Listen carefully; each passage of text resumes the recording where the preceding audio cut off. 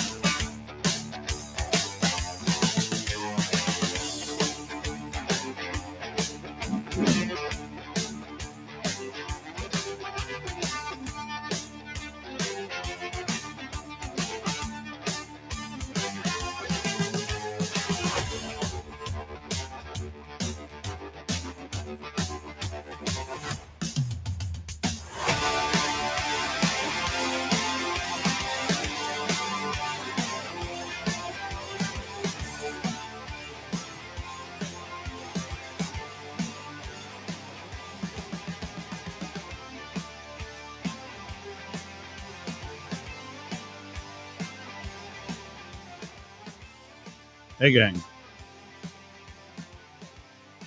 99.1 WTJY. The Tan Talk Network will be joining us in a couple of minutes. I think the other guys are joining us right now. Wake up, goddammit! Time to go. Endorsements today. A bunch of other town hall that I think went well. Or not, no. Fox interview. What was this week? Whatever was this week. The CNN town hall in lieu of the debate that somebody pushed out on. Somebody else did something with it, and then he did his Fox staged thing. My dad and I just came from breakfast. My dad just got in today. I got up early, got him from the airport. On the way back, we stopped at breakfast. I just got in. So that I'm on the air with most everything. I think everything's running. Yeah, I'm looking at, there's one social media platform that needs to be reconnected, and it's not one that's very popular, so they'll find us elsewhere. YurgsRadio.com is one place you can do that. But I just came from an amazing steak and eggs breakfast. I got to pull this out of my pocket so I don't forget to do it. Sunny Side Up in Hudson, Florida.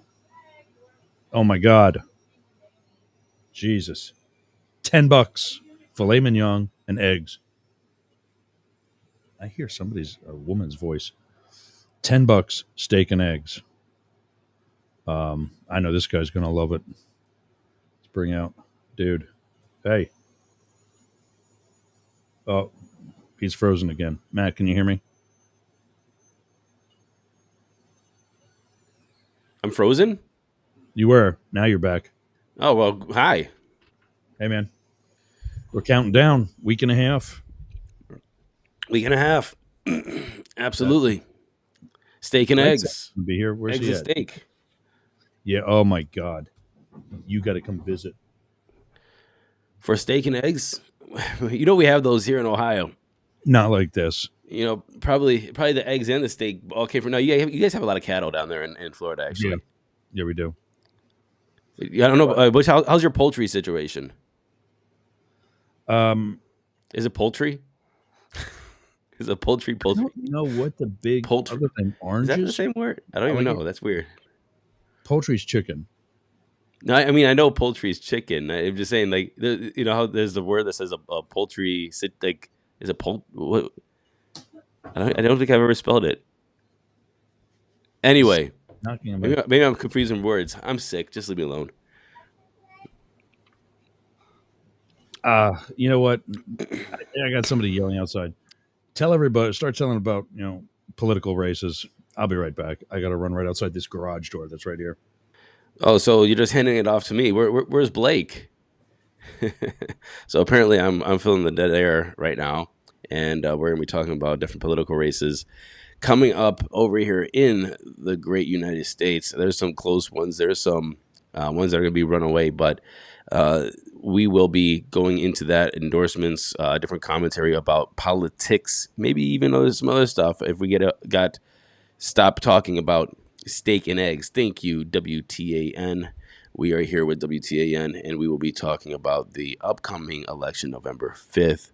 We have Ross, Mastiff Media, Yergers over here.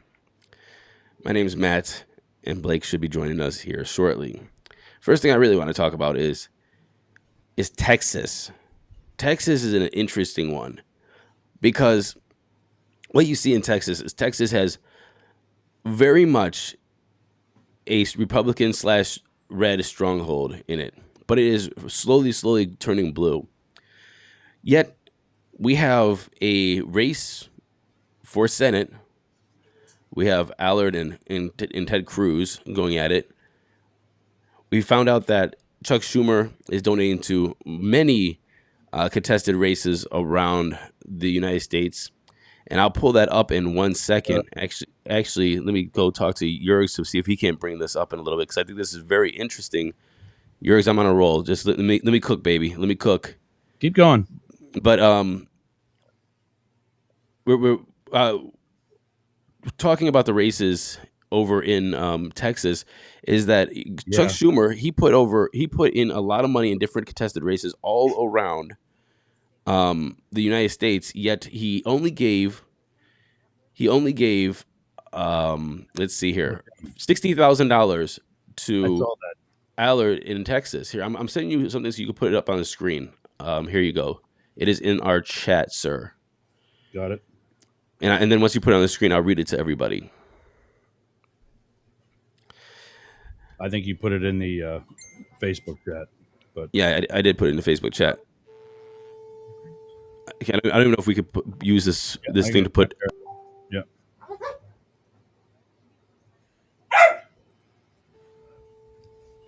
And now I got puppies playing behind me. This is the hell that's my life. Oh, we lost Matt.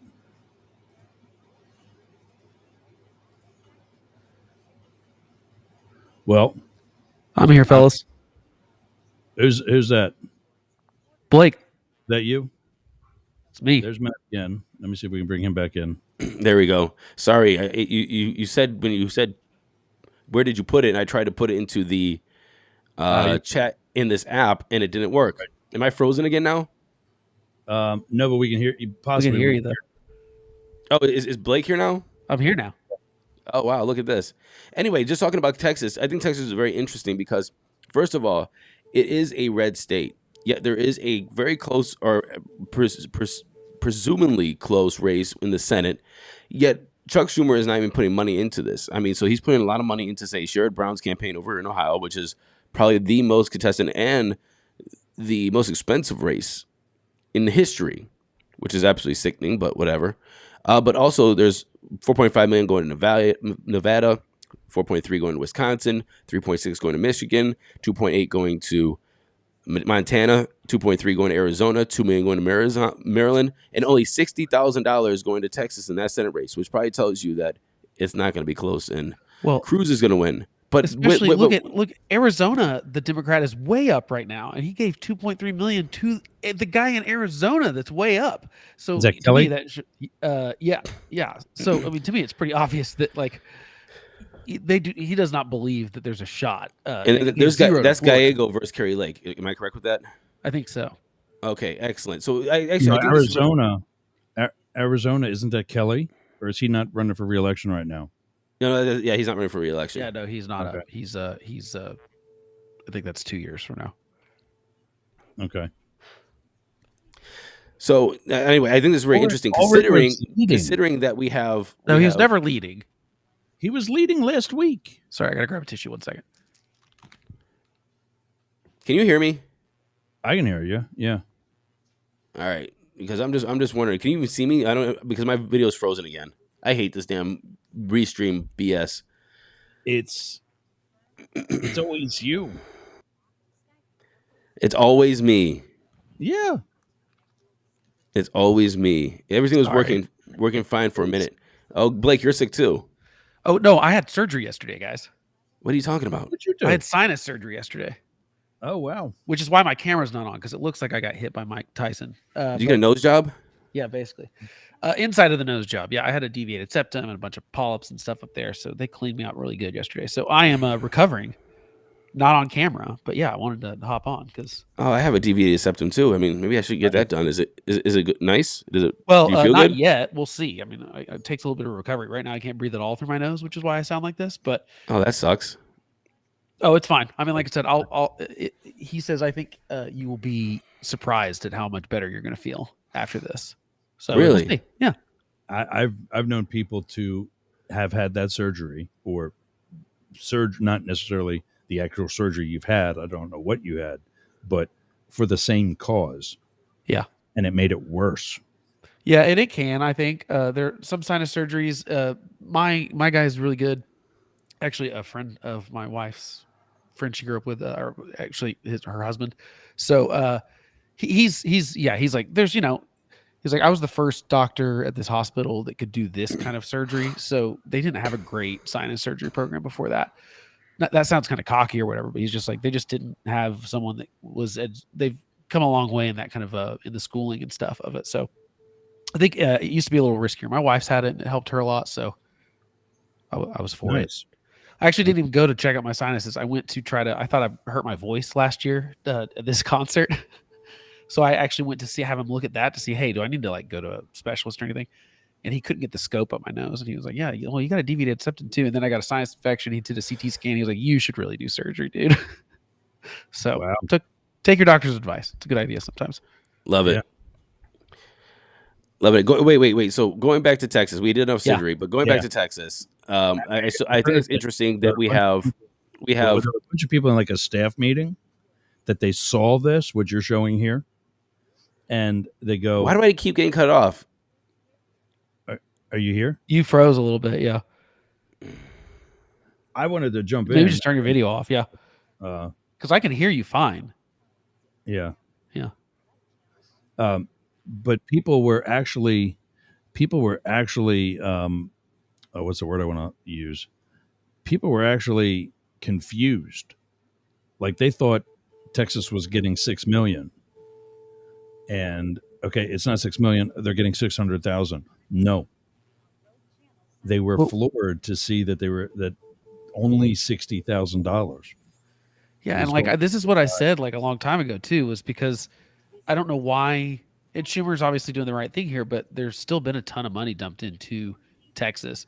There really hasn't been that much money dumped into Nebraska and Florida as much as some of the kind of reports were showing. It looks like I think that we've kind of there were basically you were right. There was one outlier poll that everyone got really excited for in Texas, but it was an outlier. It was only one poll, and it was a small sample. But here's my point about all that. And I just listened to another show on the way to and from the airport. I got my dad at the airport today. He's going to help me do some of the reconstruction stuff. And let's see if we take that off and maybe when he comes back. Oh, I'm the only one on camera now. That sucks. Yeah, I'm sorry. I look terrible. We're right, but like here's the problem. And the guy was saying about polls and why you don't listen to polls. And I've been saying this. I wish people would start listening to me. They take the survey from a demographic of people that they have a slight clue as to who they are. So they know what the answer is going to be. Yes and no, but you guys, there's a huge difference between the polls we see in the public and the polls that someone like Kamala Harris's campaign has. They're spending, hundreds of millions of dollars. They're spending tens, scores, hundreds of millions of dollars on polling, and like the presidential campaigns and these Senate campaigns and these really hotly contested ones. They're getting way better polling than like the New York Times is doing. And I'm not saying New York Times is bad, 100%. but New York Times is spending $10 million this year. What? It's not what's being shared. And right, but that does. My point is that's why you look at what the campaigns are doing, and it really shows you. Like, look at what Chuck Schumer's PAC is doing, and it really shows you what's important to them and what they think is going on. And they obviously don't have any data that says they should be spending money in Texas. And The problem is Democrats keep doing this. They've spent something like $300 million in it's more than that maybe in Texas just in 2 Senate races, and for what? Like they have to win Here's the Montana or thing. they lose the Senate.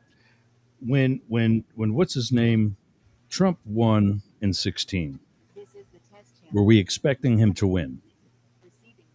No, but it was within the margin of error, and the polls internally did tell them that Yes Michigan or no? was in It's trouble. an essay question.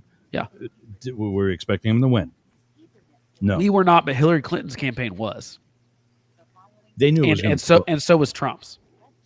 The week before the campaign, they both right was because first. they take those polls that you're talking about, and that's why the story I keep telling about how I met John Bon Jovi, Yeah. and it sucked because he was in a pissed off mood. It was because he just came out of a meeting with John Kerry, and he just realized he put hundreds of thousands of dollars into the Kerry campaign for nothing.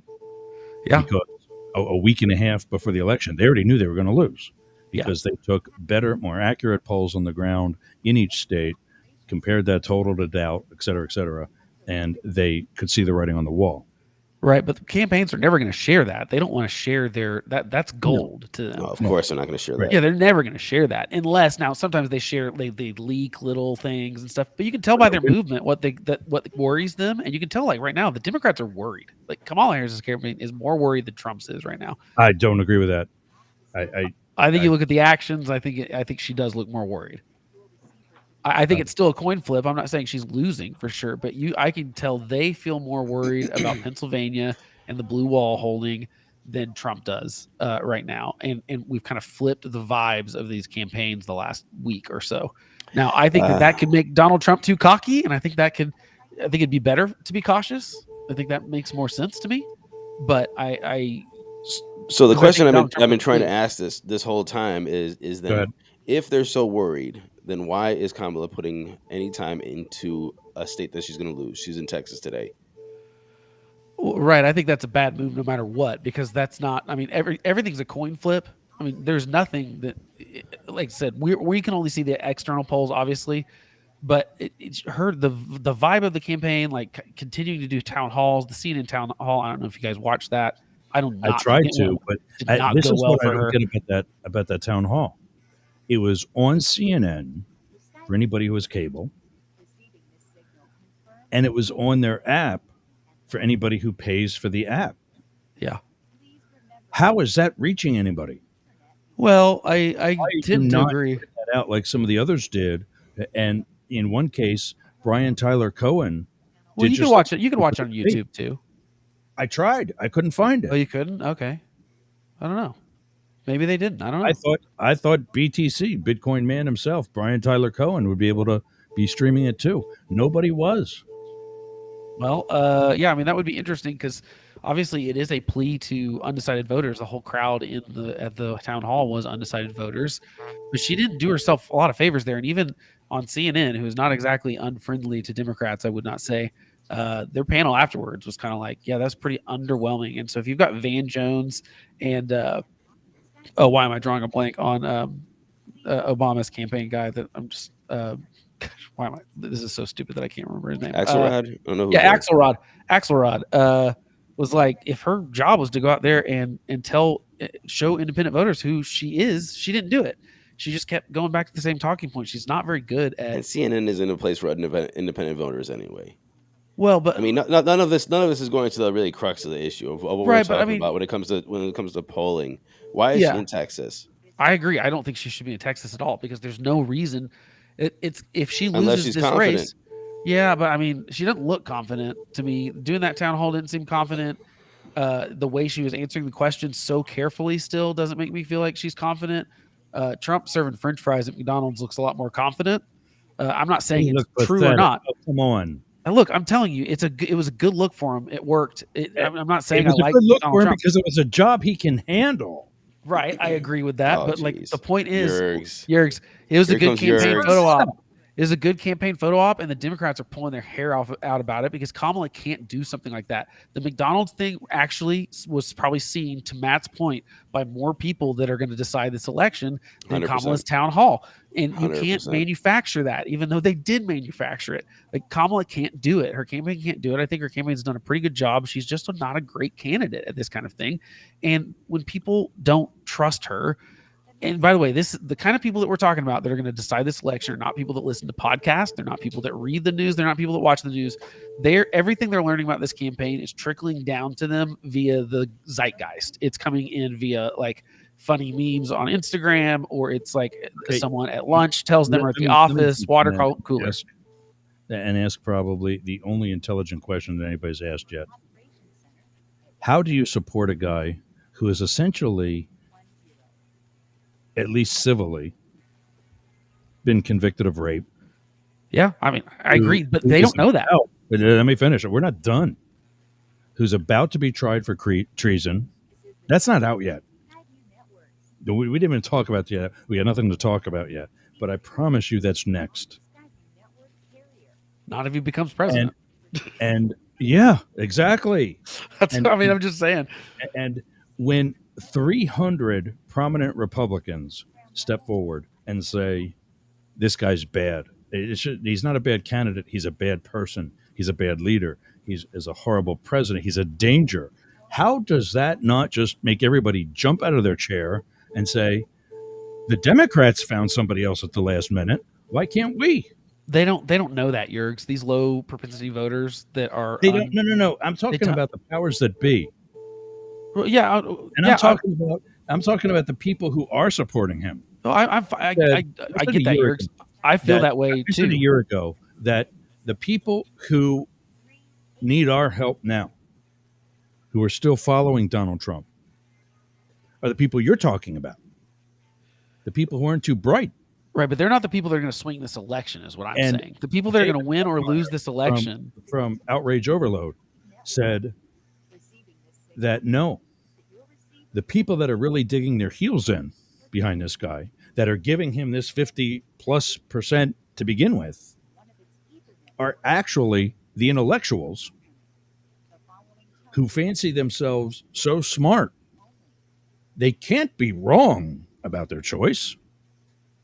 So they dig their heels in even deeper. I do not think that 50% of this country is they're smarter. They're more knowledgeable. No, they're not. I disagree. I disagree with everything that's being said here. You can't generalize a population of 340 million of who's doing what and whatever. You can generalize. You can generalize 340 million divided by 2. No, you can't. Look, Yergs, you can. I will give you this. You can absolutely. Well, then fine. To answer the question, listen to me. I am time on my own radio station and my own show that nobody's been able to answer. I'll answer it right now. What is the appeal of Donald Trump? I can tell you lots of appeals. Long list. There's lots of appeals. I just put up another post. The thing is, Ed Krasenstein, who's got 60 reasons not to vote for Donald Trump. Yeah. So here's true. They're all fact checked. You can't find 60 seconds not to vote for Kamala Harris with anything close to that level. Yergs, let me answer. I promise you, I live in this world, and so do you, and so like we're Oklahoma and Florida, very red states. I know a lot. First of all, I think have you guys been to Ohio? Why are you leaving me out? Well, I mean, Ohio is more recently red. I mean, we did not have a county. Hey, that's ageist. You know what? You're canceled. Get out of here. We did not have a county go for a Democrat in the last 2 elections. So wow, that's impressive. 3 maybe, not a county. We had 3. But you only have 3 counties, Blake.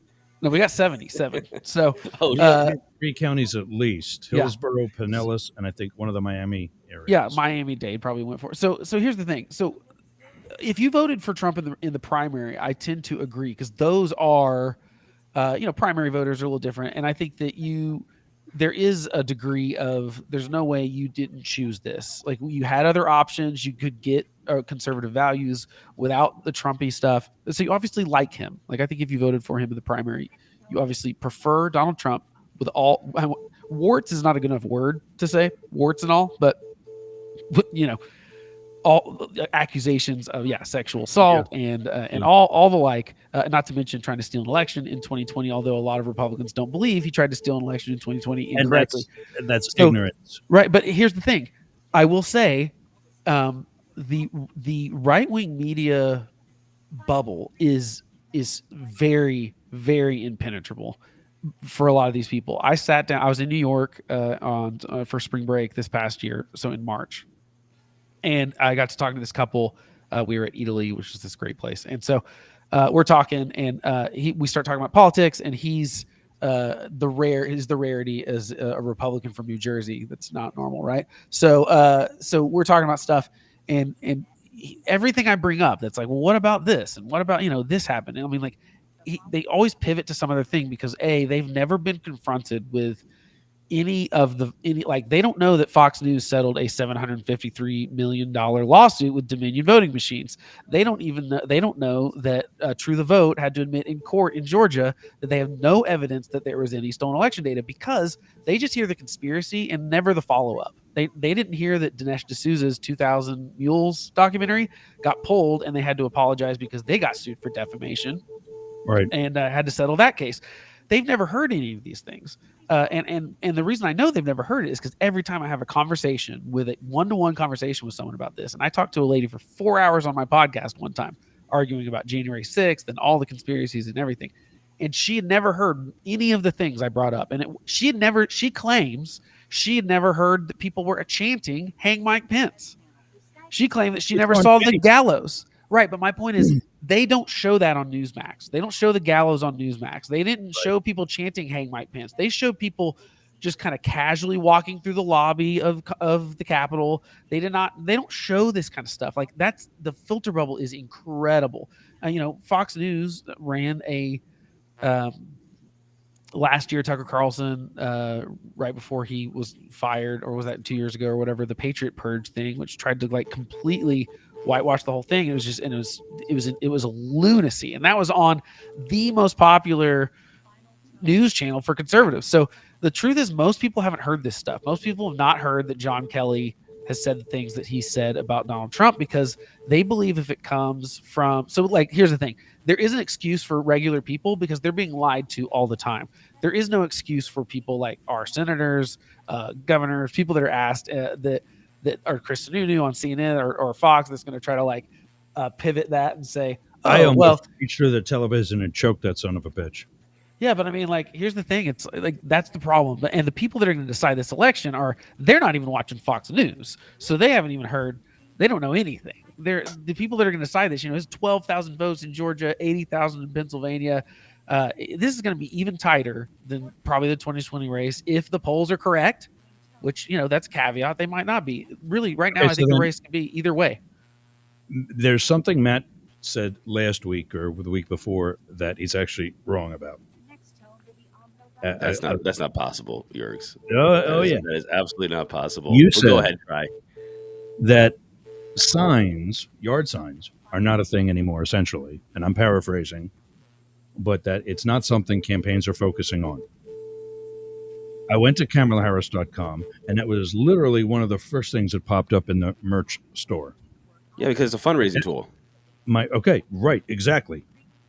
And my point about that is, as Blake said, we all live in some semblance of Trump country. Yeah. My dad arrived here this morning. I picked him up at Clearwater Airport. We get into our county, which is more Trump-oriented because Clearwater's in Pinellas. But even back when I was here in 2021, it was very Trump this, Trump Pence, Trump this, whatever. And I told him, I said, there aren't any Trump signs around anymore. And he looks around and he goes, you know what, you're right. I don't see anything.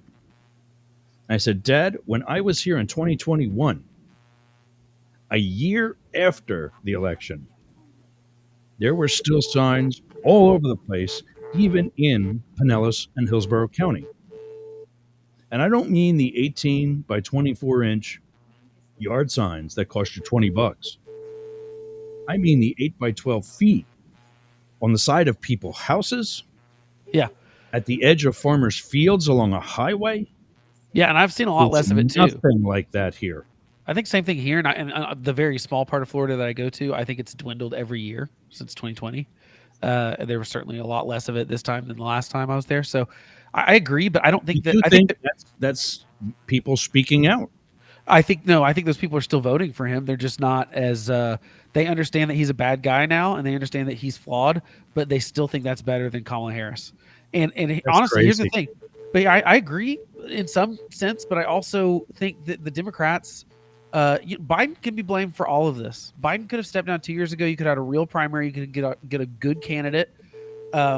We honestly, if Biden would have stepped down in 2022, here's my can't ever prove it, can't disprove it kind of thing because it's I know what you're alternate going to say, history. and I agree with it. But Oh, if Biden steps down 2 years ago, if he goes, look, we did better in the 22 midterms. I did what I said I'm going to do. I'm not Donald Trump, and it's time for me to really be the bridge to the next generation. And said, let's have it. I'm not going to run again. Donald Trump would not be the nominee, and neither would Kamala Harris. That's I the agree. truth. And I would say prove to me. And now Donald Trump could maybe still be. Maybe Republicans are that scared of whatever. But like to me, if they saw that like a Josh Shapiro, a Gretchen Whitmer, or someone that could actually mop the floor with Donald Trump, an actual good politician, well, I mean, maybe Nikki Haley or Ron DeSantis look a little better, or Chris Christie, and Not Ron maybe. DeSantis. Well, I'm saying realistically, I'm saying they look Yeah. at those people. I realize you don't like Ron DeSantis, but I'm saying maybe Republican voters have a different. But they were looking at Biden, and they were like, yeah, well, Trump can beat Biden. They both pick nominees that the only person they could beat is the other person. it's really kind of crazy. So I think That's the one spot I disagree with you. If Biden was still in, I know it would be just as ugly as what it is now. I still think he would have won. Trump would be absolutely spanking Biden. Go. I mean, Don't I know stop looking at the polls. no, but then why did they force him out? Why did they force him out if he was doing so well? Because they looked at the polls. I This think is they've hard. got good polls, but you just admitted they've got better polls. Their campaign polls are telling them the same thing. Dude, when 60% of Democrats polled say he's too old to run again, that's bad. That's not So good. then how And is that's an that issue. not a thing with Republicans? Because when you He turn spends 15 minutes, 15, 20, what was it, 17 minutes, something like that, dancing on I know. stage I know. and talking about Arnold Palmer's dick. That didn't happen, which by the way, that's what I said in our group chat. I now know that's my favorite drink. Makes sense now. And it also makes sense why the That should be Arizona my favorite drink. iced tea cans are so big. I mean, are those life size? I was like trying to figure out, can I make that meme? Well, no, look, I think that you're right, but that wasn't watched by 80 million people. That's the difference. And honestly, for some reason, Trump gets away with doing stupid stuff like that, and it gets waved away. And you're right. There's a bunch of people that are lying for him, and carrying his lies and stuff like that. I agree. I mean, obviously, that's why my thing's called the homeless conservative. I've always not liked Donald Trump. I don't think he's conservative. I don't think he's disloyal to everyone. Let me fix your. I was thinking about that today too. I get where you're coming from when you say homeless conservative. You're right, because unfortunately, the Republican Party ain't what it used to be. Oh, right now it's just Trump's party. I mean, it's not. There's Exactly, no. Yeah, and no. that's my point. You're not so much homeless as it is you're in a really dysfunctional family.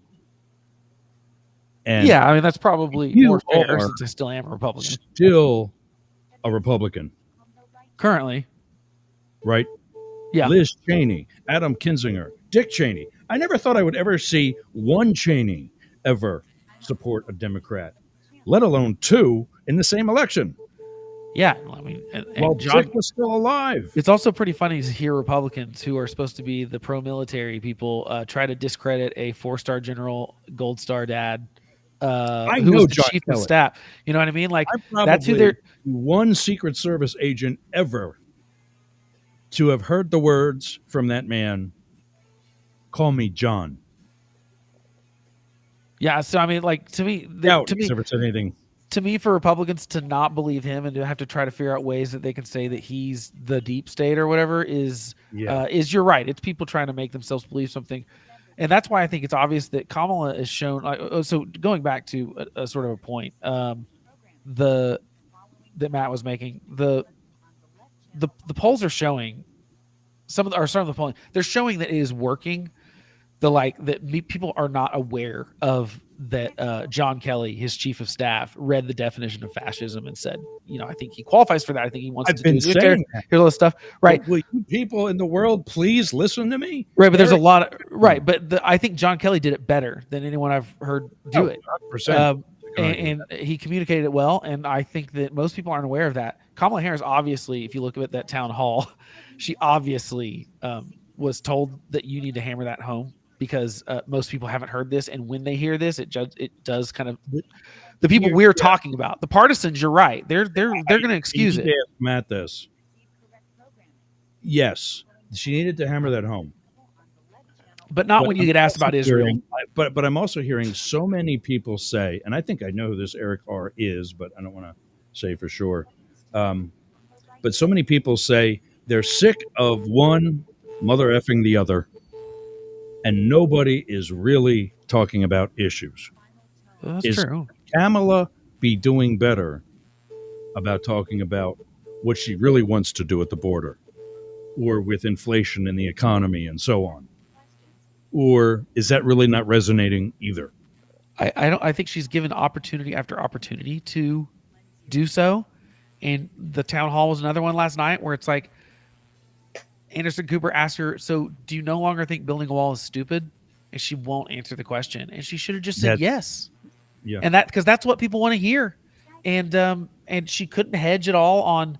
There's all sorts of questions last night where she just pivoted and tried to word salad. And like I said, when Axelrod afterward and Van Jones and these people that are very much allies of her, obviously, and want to see her do well, don't want to see Trump, are going like, she didn't do it. Like, she's given the opportunity over and over again to answer these simple questions and do these things that people like. Look, you were wrong. Just admit you were wrong about the border. That was supposed to be a question for Matt. I think we got to have an operation on Blake's ear. Sorry. Well, what's the question? There's a lot of stuff going on in that chat. There's a lot of back and forth, campaign to campaign, talking down about the other. And a lot of the things I'm hearing on like social media and other shows and so on, as I do my homework for this, that nobody is really talking about the issues. I think Kamala has at least given the good old-fashioned college try. But I agree there's certain things that she could be doing better. As our resident Democrat, also running a campaign right now, what say you? I say that I think we just have to pull back a little bit and talk about two different things. Number one is Kamala has look, and as I'm running as a Democrat, I don't want this to sound negative toward our candidate, but she has tried to always play both sides of every issue. And I think a lot of people want her just to take a stand and an opinion on something that says, hey, like, for example, you just talked about the border. And if she thinks that the wall is a stupid idea, say it's a dumb idea. And if there's going to get backlash, take the backlash, but you have a point. Just go it and stay it. But she's really trying to, it's not even thread a needle, but appease to too many people because, she's worried about losing this 1-2% of votes here and there. When it comes to issues, though, running a campaign, and one thing I've done on the trail, and I've taken a different stance is when people ask you, and they just ask you generally, what do you believe? And what are you running on? And you tell them, and then they don't hear the issue that they wanted to hear. Then you're not talking about the issues. And Right. so my whole thing is so what issue is important to you, and what do you want to, and let me talk about that. And the problem is when you try to address issues on a campaign trail, is everybody has their issues. If you say border and you don't say go round them all up because that's what Trump's saying, then you've lost all those people. Or if you don't say let everybody in, then you lost all those people. So it's almost very hard that you don't say the exact thing of what you're doing. So it's almost like, again, she's not taking a stance, and that's an issue. But at the same time, there's a lot of people with specific, very niche issues that are important to them that they're saying, well, she's not talking about the issues. Well, what's your issue then? Oh, it's the Great Lakes in the water purification over here in the Great Lakes. Well, I would love her to talk about algae in the Great Lakes, but states don't care about that. Exactly. So it's really hard, in my opinion, and I think that it for running for president is even harder as well. So Okay, I've got a question for you guys. What do you think she could do to seal the deal? Do you think there is a campaign thing she's not doing? Do you think there's something she's doing that she shouldn't do? Because I have something in mind, but she's so far been unwilling to do it. I think she needs to be like we all talked about, and I think that's I'm hearing that seems to be a consensus amongst the three of us that her answers need to be more concise, definitive, and in some cases even exactly. separating. Like she's gonna lose some favor because of an answer, but other people are gonna see, you know what, I don't like that answer, but finally somebody stepped up and made a decision. Yeah. Let's talk. Let's just look at what Trump has done, and I'm not. And again, I'm not voting for Trump, but that's the only advertisement you're going to see about him right now is how deadly the trans community is. But no, just give me a second. Let me give me a second. When it came to border security, what did he say? And I'm not saying that you like these policies, but he has given you a policy. When you said border security, he said build a wall and let's go round up the illegals. This is what he said, right? When it comes to China and trade, he said tariffs. When it comes to basically everything. When it came to tips or taxing tips, he said, I'm not going to tax tips. You don't need to. Everybody can have their own armchair quarterback about policy, which is what's going to happen.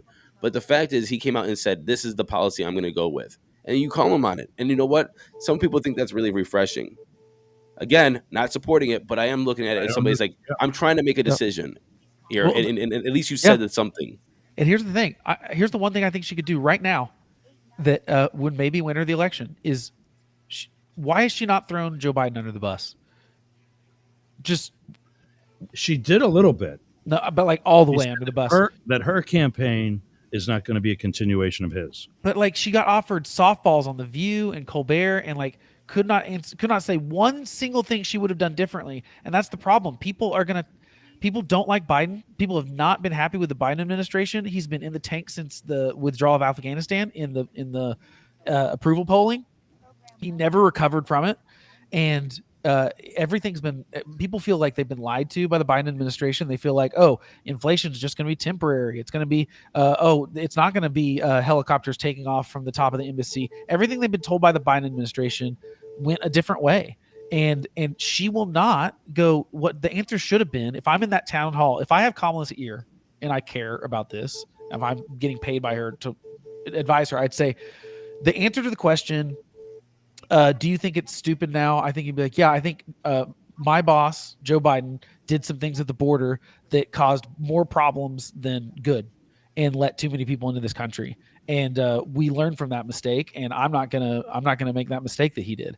I think that's the answer that you have to give because people are pissed about the border and it happened under their watch. And you either have to fess up to it, but she doesn't have to fess up to it. But she gets to go, guess what, guys? I'm not in charge. He was. Honestly, I think the best thing she could have done in June. Shapiro say that today. The best thing she could have done on June 28th is invoke the 25th Amendment. I mean, like that's throwing Biden under the bus to be like, he's not qualified to do this job right now. And because I care about this country, I'll be the president right now and run for president. I'm just saying, like, she has lots of ways. In fact, her only constitutional duty is to invoke the 25th Amendment. That's pretty much it. So, and I think I truly do believe Joe Biden should not be the president right now. I do not think he's cognitively able to be the president. I think she should be right now. Let me, yes or no. I served my country at a federal level for more than 21 years. I am not the same person that I was on July 17th, 2000. Joe Biden has been doing that on that same level, federal, at a much more intense level of responsibility for his entire career since I've been alive. Yeah, but he's too old to do it. And yeah, no argument there. But what everybody wants to throw him in front of the bus and say he's the one at fault, and why are every single remotely decent political scientist ranking him as the 14th best president in history? That's political bullshit. No, it's not. These people. That's my first curse know on some of the them. radio. I studied under one of them. Okay, I don't find that he's not popular. People don't like him. Guys, So, I mean, It's about popularity. hey guys, when we break our top 10 sci-fi movies, we're all gonna have different ones. Yeah. Best sports cars of all time. right? Yeah, My point is, exactly. one of the guys that's a part of that survey, of that ranking system, gave Ronald Reagan a D. Well, I think that's ridiculous. Just look at and what the economy did under Reagan and under him. All of the colleagues wanted to lynch him until they read his reasons why. Reagan is very popular, but no political scientist will actually agree that he was ever actually really good. He was a great speaker. Mr. Gorbachev, tear down this wall, is one of my favorite speeches ever. This stuff is subjective, though. But Matt I've Bright. watched 2 small family farms with lineage as young as I am close during the Reagan administration, just like other small businesses are closing under Trump. I made figures during the Trump administration in my final years in the Secret Service. I had a rent payment that was almost and is actually identical to my current mortgage payment. I didn't have a car payment either because I already owned my car.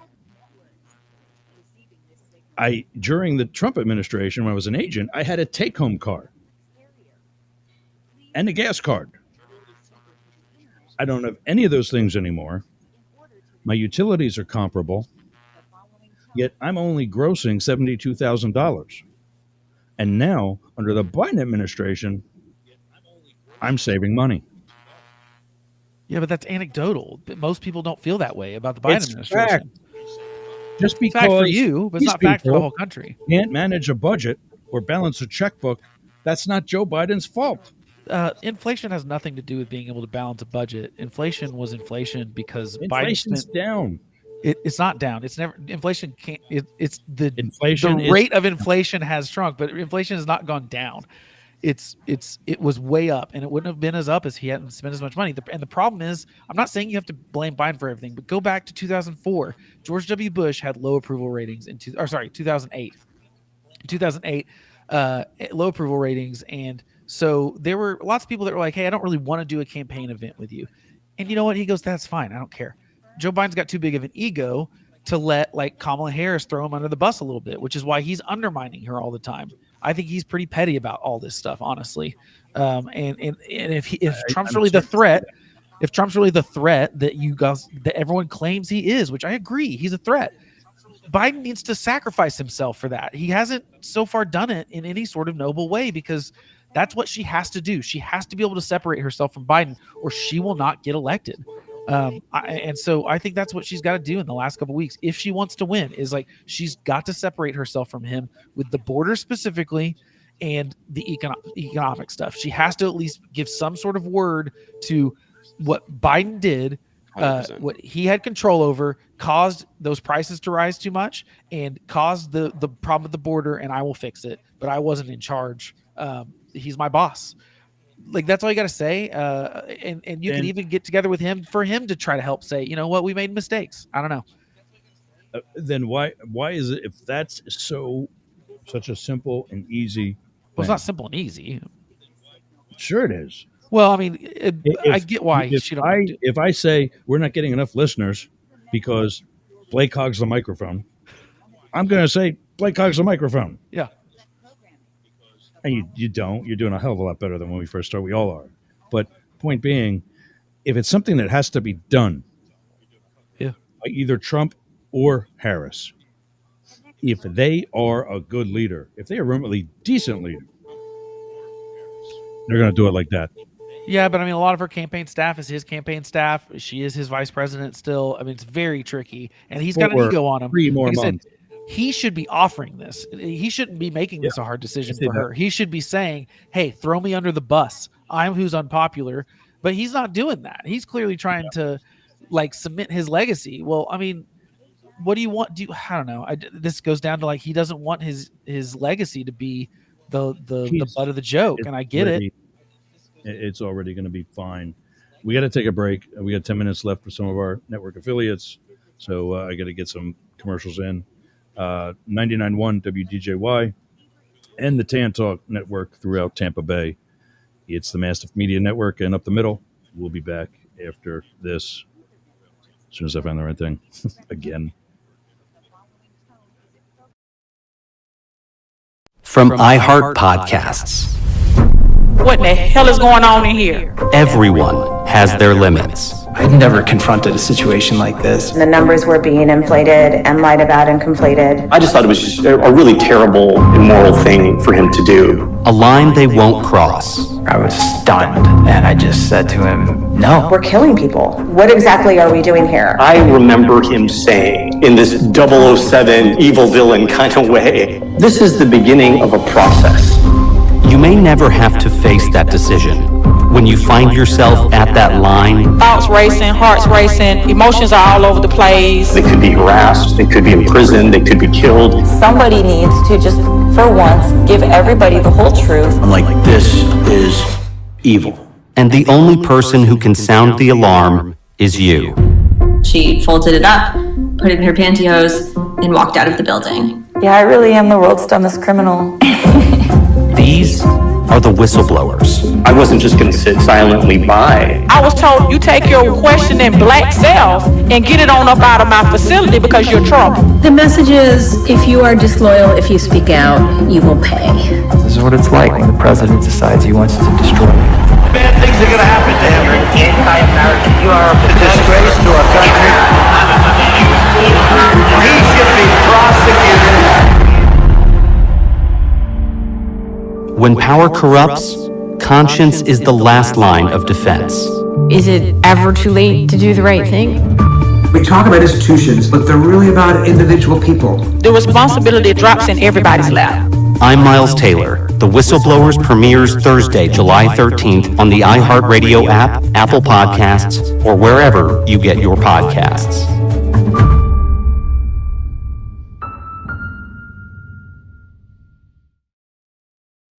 Check out Miles Taylor and the Whistleblowers. I've referenced that plenty of times throughout Up the Middle, Both Sides Now, and Yerg's Tonight. He does an excellent job telling the stories of various people who blew the whistle on the Trump administration and their reasons why, personal and professional, as well as the consequences that these people paid to get the truth to the public. Check out the Whistleblowers on Apple, iHeart, Spotify, or wherever you get your podcasts. The July date that he mentioned is from 2023, and season 1 is complete. It's excellent, and it's still very relevant, probably now more than ever. So I certainly recommend that you give it a look. See you again. So I got to tell you about this place. You get up to Hudson, where I'm at.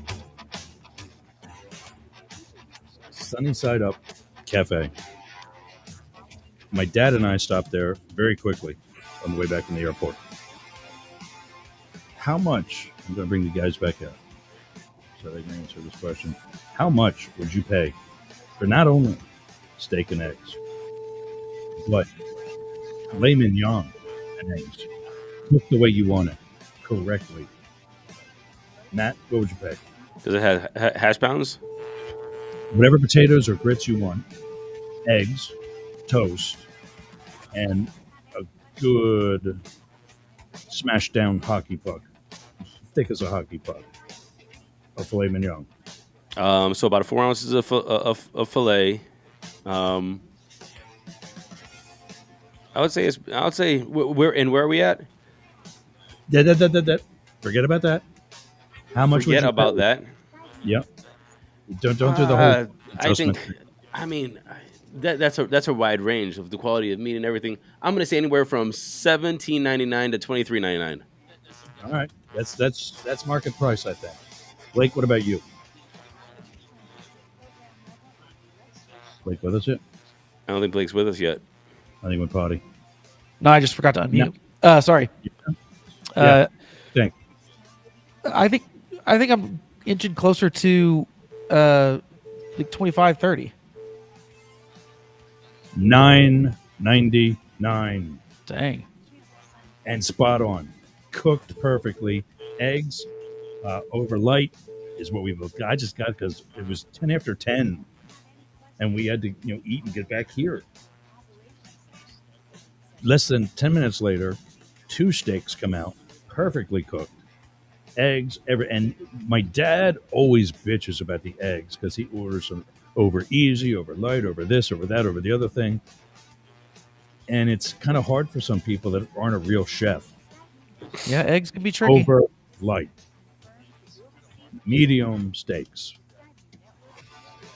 And he was worried about finishing it. My 73-year-old dad ain't eating as much as what he used to be, and neither do I. But we had no problem. Enjoyed every bite.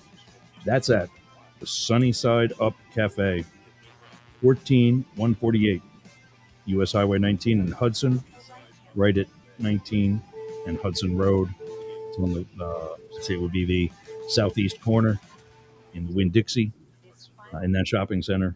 Hudson Hardware, Regions Bank. You will not be disappointed. And I promised them I'd give them that freebie today during our listenership with Tan Talk and everybody else. 11:57, we're going to be saying goodbye to them in a little bit. Follow us back over on WWPR 1490 in Bradenton, or go to yergsradio.com. If you want to hear the second hour, we got our second, well, the second hour, we've got all of our endorsements, or whoever our pick is for a week and a half from now. Don't forget to join us next week. You guys know what next Friday is? What? Oh, Halloween. Wait, is it Halloween? It's the day after Halloween. Halloween's Thursday. Okay. What is that holiday? The actual holiday. Oh, November 1st? I don't know. All Saints Day? All Saints Day. And it's my birthday. Oh, well, happy birthday. We're going to get the birthday episode. Wow. People actually going to be calling into, you're going to be able to jump the bandwagon to bust my stones for 2 hours. There's a bunch of people from the political realm call in, and radio and broadcasting and so on call in and bust my chops for 2 hours on the Howard Stern style birthday episode. Yeah. So, and it's also obviously our last get together before Election Day. Right. There are some political people calling in. Are you going live on Election Day? I'm working with WTAN PR Atlanta. We're talking about that. I will be doing it. It's just a matter of if those stations can figure out the airtime. I haven't decided what I'm going to do yet. I think I kind of want to do live, but I know we won't know that night. So I don't know. We'll see. You should just join us. Join. I mean, Matt, what do you got? Because I know that's obviously a big night for you. I'll be everywhere. You'll be what? I'll be everywhere. Yeah, I figured. Well, call in and I'll try. I'll try. If you guys are live, I'll try to call in from the road. So we got to say goodbye to WTAN. We'll see them again next week, 11 a.m. every week on the Tan Talk Network, up the middle, with me, Blake, and Matt. And like I said, next week is the birthday episode, so tune in for that. Otherwise, we're over at Mastiff.media, and that's been checking out. So Mastiff.media and yergsradio.com. All right, in the next hour, as I also check in to make sure that everything's going well with our new station, WWPR, who signs on now. Start at the bottom. If you guys have any local races that you're following. I mean, obviously over here is Sherrod Brown and Bernie Moreno. Yeah. Ohio's got. We don't. No, when I say local, I mean like not even state level. Oh, well. Like Sheriff. And Sheriff is like the only interesting one around here. Yeah. So. Yeah. Yeah, we got a couple state house races here that I'm very much following. Yeah. Okay. Go ahead. Let's see here. Down in Medina County, it's OH 66, Ohio 66th district. See, Blake, we have 88 counties over here, so it's You're a bigger state than we are. I'm just pointing that out. Yeah, that's fine. I know that Ohio's bigger. And we have no. Blake didn't take the bait on that one, but that's okay. No, yeah. But no, Ohio 66ers. Scott Quaid is running for State House over there, and I think he's running a great campaign. Medina it is a historically red county, and it's slowly moving. It's slowly moving to the left, going blue. I don't want to say left. It's just going blue. It's slowly, but so it's a very interesting race to watch, and the organization and the grassroots organization over there is very interesting to see and very exciting to see. And then there's a state senate race over here in Ohio's 24th state senate district that is a 50-50 toss up. So that's a very interesting race as well. Nice. Blake, what about you? Tell us about the sheriff. Oklahoma County Sheriff is it happens to be a guy I know that's running for one of the seats. So nothing terribly interesting. It's just I like the law enforcement stuff is interesting because I feel like it got a lot of post 20 George Floyd. I mean, even before that, you go back to the Missouri stuff, and like the only way to change police stuff is with that kind of good leadership. So some stuff needs to change, obviously. Some stuff doesn't. A lot of it got blown, I think, out of the water in some of these situations where we had people like defunding the police. There's just no one that you even poll the minorities that are affected by crime in these communities. They're like, no, we don't want the police to go away. So you gotta have that kind of leadership. So I think those kind of things are more important. We talk about crime all the time at the national level.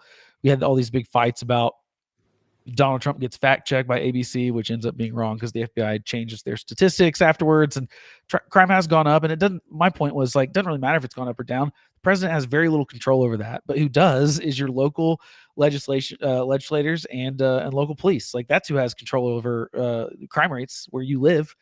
So those are just kind of the things that I think people should pay more attention to. Yeah. So here locally, as you guys know, here for California or Florida, for me locally, as you guys know, we got hit by 2 major hurricanes within 2 weeks. And it's not that I'm not a Republican. I'm not a Republican. I'm not a Democrat. I'm just not for all of one or all of the other. I'm for a balance because that's really what I believe voters are. And it's also what I believe society and at large is, even in, Trump country where I live. There's plenty of people who do not like Trump on my street. And so one of the local county commissioners who really stepped up and was a guest on our show 2 weeks ago. When was that, Matt? Was that last week or the week before? I can't remember. It was one of those two. I think it was last week. Not too far away, not too long ago, is also scheduled to come back during the birthday show next week. Jack Mariano is running for re-election here in District 5 of Pasco County. And he stepped up. And like any local politician, there's a lot of things they do along the course of their career there that might grease their own pockets and help themselves out. It's called business. I really don't think there's anything super. I mean, unless, you're selling votes, but if you're using a connection, I'm not going to get all panties in a wad about that. This guy was running up and down my street with his own pickup truck, picking up discarded mattresses and box springs that they don't want in the rest of the debris because of how spongy a mattress and box spring are. It's a hazard being in the back of a dump truck.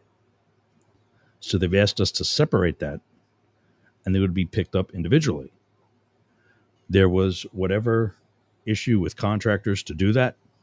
So he and the president of my local association used their own vehicles to do that at 3:00 in the morning. And he's going into the county headquarters at 7 or 8. And he's here, he's holding meetings, answering questions. He came on the show, all kinds of other things to really show that he does have his own boots on the ground and he does care about the community. He's doing whatever he possibly can. And as soon as he said about cleaning up happening soon, this week, our streets started becoming bare. and debris left, and where the state failed to get a lot of the assets that Ron DeSantis stood in my driveway and told me I was going to get. He brought county assets in to replace what state assets never showed up. So that's my one local guy. DeSantis was in your driveway, like literally your driveway? I gave DeSantis and Sheriff Chris Nocco a tour of the outside of my house. And I put my foot about 4 or 5 inches off the ground to illustrate where Hurricane Idalia was at. And they saw the mud still on the side of my house about 4 feet off the ground to illustrate where Hurricane Helene was at. And DeSantis just goes, oh, wow. And he said, I'm going to help ripping out drywall and carpet and cleaning out and whatever help I need. That was literally the last moment I heard from anyone at the state of Florida. That was it. And now my dad's here on his own dime to help me start getting that done and starting the rebuild. But Jack, on the other hand, outstanding job. Republican, Trump supporter. Yeah, I'll vote for him in a heartbeat. One of the few Trump supporters I'll actually support myself. Another issue. I want to bring up another issue that's over here in Ohio that I forgot. It's called Issue 1, and it's a anti-gerrymandering bill. So right now in the state of Ohio, we have how districts are drawn, as everybody should know. Every 10 years is a sentence, and because of the census and the movement of population growth, decline, just relocation, they have to draw districts in the state house, state senate, and as well as U.S. Congress. And those districts are right now in Ohio are drawn by the legislators. We have a supermajority Republican legislature, so it's very Republican heavy and weighted maps.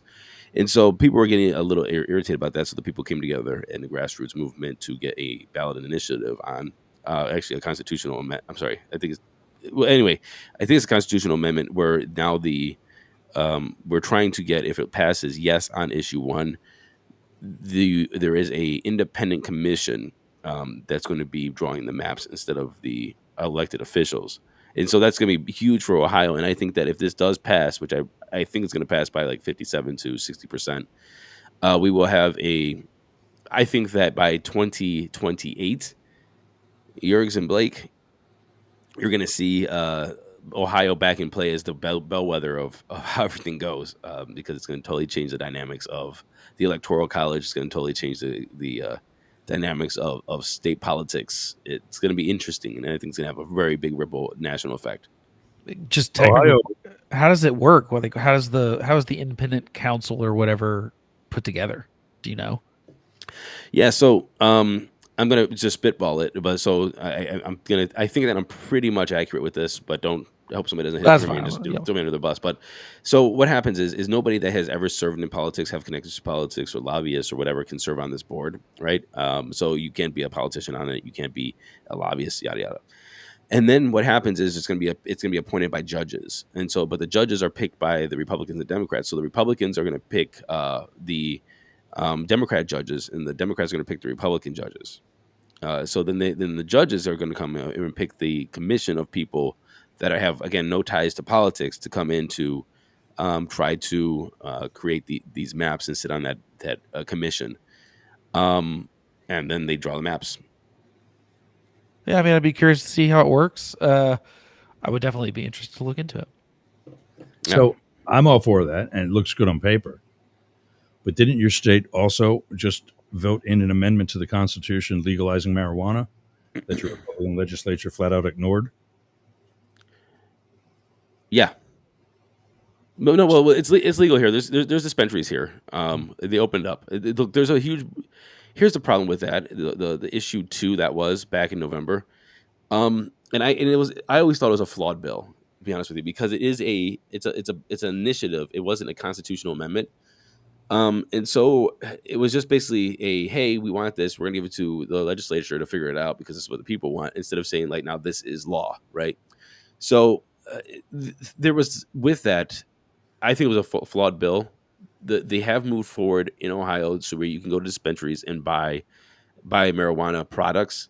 However, there is a huge regulatory capture that came out of this, and a lot of finagling from the state legislature. Because obviously, why wouldn't you, when you can try to milk these people and companies and marijuana growers for campaign donations and super PAC money and greasing some palms? So, yeah, exactly. That's the problem with all this stuff. Like, people don't think about, well, no, that's a whole thing. But yeah, I'd be interested to see if that works. I mean, the thing about gerrymandering is people only tend to complain about it when it's the side that they don't like that's in power and doing it. But like, this is something everyone does. It's always been a problem. I don't know. I've read some stuff that kind of is like maybe gerrymandering is not really the problem it used to be, because it's not really changing much other than the congressional sometimes districts, and even those are pretty hard to change now because we're getting so polarized and we're swinging so hard one way or the other. There's not a lot of purple places in America, or some people theorize. So like I said, like some states are getting over, like where you got like it wouldn't matter how you draw the maps. Like Oklahoma, like you could have a robot or AI draw the maps. It's not going to change anything about how red Oklahoma is right now. There's some places that are a little bit more. Atlanta would be somewhere that would be something that's like a more interesting demographic kind of place, but there's where you do actually see some sort of purple stuff going on, because it's a lot of like urban elite black Democrats and stuff like that, and so it's a different demographic than you have in like Detroit, for example. So there's some places where that kind of purple thing is happening, like a really kind of blue spot in a red state. Austin, Texas is another one. But what we're seeing, I think, across the country more and more is that you're seeing more places go very, very blue. We're going like Oregon, Washington, where the whole state are kind of going all in on. And I think it's unhealthy on either side. I think that when you get too red or too blue and you have these super majorities, I think what you end up is like you end up with not a lot of ability to. It's not compromise isn't the right word I'm trying to think of. It's like you get more, I don't want to say extreme either, but you do like you tend to get sclerotic because you're not having to campaign very well to get back in your seat. So you're not having to really do a good job. And so it ends up, you kind of get bad state legislatures, I think, when these states get way too red or way too blue. It's just that some of that's happening naturally. It's not necessarily because of the gerrymandering. So I would love to see it get more, you should have to kind of have some swings back and forth to be a healthy party, I think. Let me propose a question to both of you, because I've been getting this a lot on the trail, actually, because of this new anti-gerrymandering bill, which the vote no people for this bill actually is saying no gerrymandering, and we call it stop gerrymandering. So it's pretty interesting. Vote for the wrong one. Yeah, it was honestly a really smart tactic, even though it was kind of borderline unethical. But anyway, yeah, so welcome to politics. I was going to say somebody uses a play on words to counter a movement that could change and bring fairness about to a state that's currently weighted in one direction, and you think that's borderline unethical? Well, I mean, look, people have different opinions about stuff, though, Jurgs. It's not like you can't say that someone's morally right on the side of the like. It's a technical question, is what we're talking about. I agree with Blake here. It really is, because here let me pose this. Too many years in federal law enforcement, being straight and narrow. Yeah, but I don't think that drawing districts is like. So one thing I don't know if is in this law or bill is how the districts are determined to be fair, in air quotes. And do you base it off of how many people voted for the governor or statewide elections, or aggregate or weighted vote of that? Do you do it by the amount of voters that came out and aggregate to how many Republicans versus Democrats, and then the more Democrats or more Republicans that you draw districts to one way or the other? That's one thing that I think needs to be taken into consideration. Right. Is like, look at social media, Facebook, YouTube. They don't care how many subscribers you've got. They care how many people are interacting with your post or your show or your whatever. That the whole, hey, don't forget to subscribe, that's not going to do anything. Don't forget to take part. Don't forget to click like. Don't forget to answer the questions. Don't forget to show us that you're there. That's what's going to help the Facebook post. or YouTube video or anything. And I think that's what needs to be brought into elections. Maybe we could actually get more than 50% voting during an election that could be electing a dictator. Yeah, I'm not sure I want more people voting when I think people are as ill-informed as they are, honestly, right now. I mean, that if you want to ask me, because look, do you know why we have Donald Trump? Is because we let people choose him. So this is like one of those things. I really want to go back to this question before we go on I'll be right back. our Trump tangents again. So I want to ask this question: did Blake leave? I don't think so. I think Blake left. No, he's still on my thing. Yeah, I think Blake stepped away. So I have a question. I have a question that I've been asked a lot. Yeah. I want your opinions on it, but I got to wait for Blake to get back. So we can talk about whatever we want to talk about then. Then moving up the ticket at the state level, besides yourself, or I mean, at the state level, or did you really cover that with the local? Yeah, well, there's the two state state rep and state senate race, and then issue 1 is what I'm looking at as well. Okay, so then for Congress, Senate, and so on, what else you like there? Well, obviously, Deemer for Congress. Yeah. Blake's back. Okay, I'm back. Sorry, my dog was barking at the Airbnb to get us. I had to run out there. Okay, so here's my question: is what do you think about the current congressional district? So we're talking about redistricting and all that stuff, and everybody's like, well, if we went through the original ideas of the founders and it wasn't capped, like the amount of Congress wasn't capped in 1842 at whatchamacallit, 435. Yeah, 435. Then we would have, like Madison advocated for, something like 33,000 or 40,000 people per district.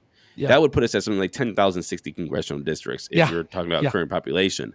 Yeah. But people say that it should be expanded. Like having the current representation of average 760,000 people per congressional district is unmanageable, especially if you're talking about states like your state, Blake, where 760,000 people is half the state. It's we're a little bigger than that now. I mean, Oklahoma City is the 20th largest city in the country now, so it's more like that's like half of Oklahoma City's population. But yeah, so that's why we have 5 districts. Yeah, it's basically Oklahoma City, Tulsa, and then 3 other districicts throughout the state. Right. So that's a lot of land. Yeah. To cover. Yeah, it is. There's a lot of land, I think this would solve so many of our problems in government if you even expanded it to 1,000 seats. Just think if Congress was double the size it was right now, you would have real accountability. If you I get to double it, I would say I would love to go to the big number. I'd love to say it'd be 4,000 people. I'd like to say let's 10x it, because okay, so now it's 70,000 people, not 700,000 people that you're dealing with. Well, you can have real relationships with 70,000 people. That's, you know what I mean? That's more of it's like a local, I don't know. That's doable. And there's a lot more accountability there. And gerrymandering is a lot harder to do when you're talking about 70,000 groups of 70,000, especially in a metro area. And that's normally where this gerrymandering is happening, is in metro areas where they can go, okay, we're going to go around the poor neighborhoods. We're going to go around the Latino ones. Although the other funny thing about this is that Democrats are wrong about demographics being destiny in the first place, as we're seeing by Latino and Black men specifically going for Trump right now, pretty high numbers. I think that the idea that Latino voters were going to vote a certain way, I think is so foolish that we think that everyone that speaks Spanish in this country is the same. It's the same as trying to pretend all white people are the same in this country. Like a white hillbilly in West Virginia is the same as an Oklahoma redneck, is the same as an elite guy in LA, because they're white and speak English. And so I think we misunderstand a lot of how we gerrymander stuff. I think that's proving to not be even working, because no one thought going into this election the problem for Biden or Harris was going to be losing Latino voters or Black men. That was not the narrative 2 years ago going into this.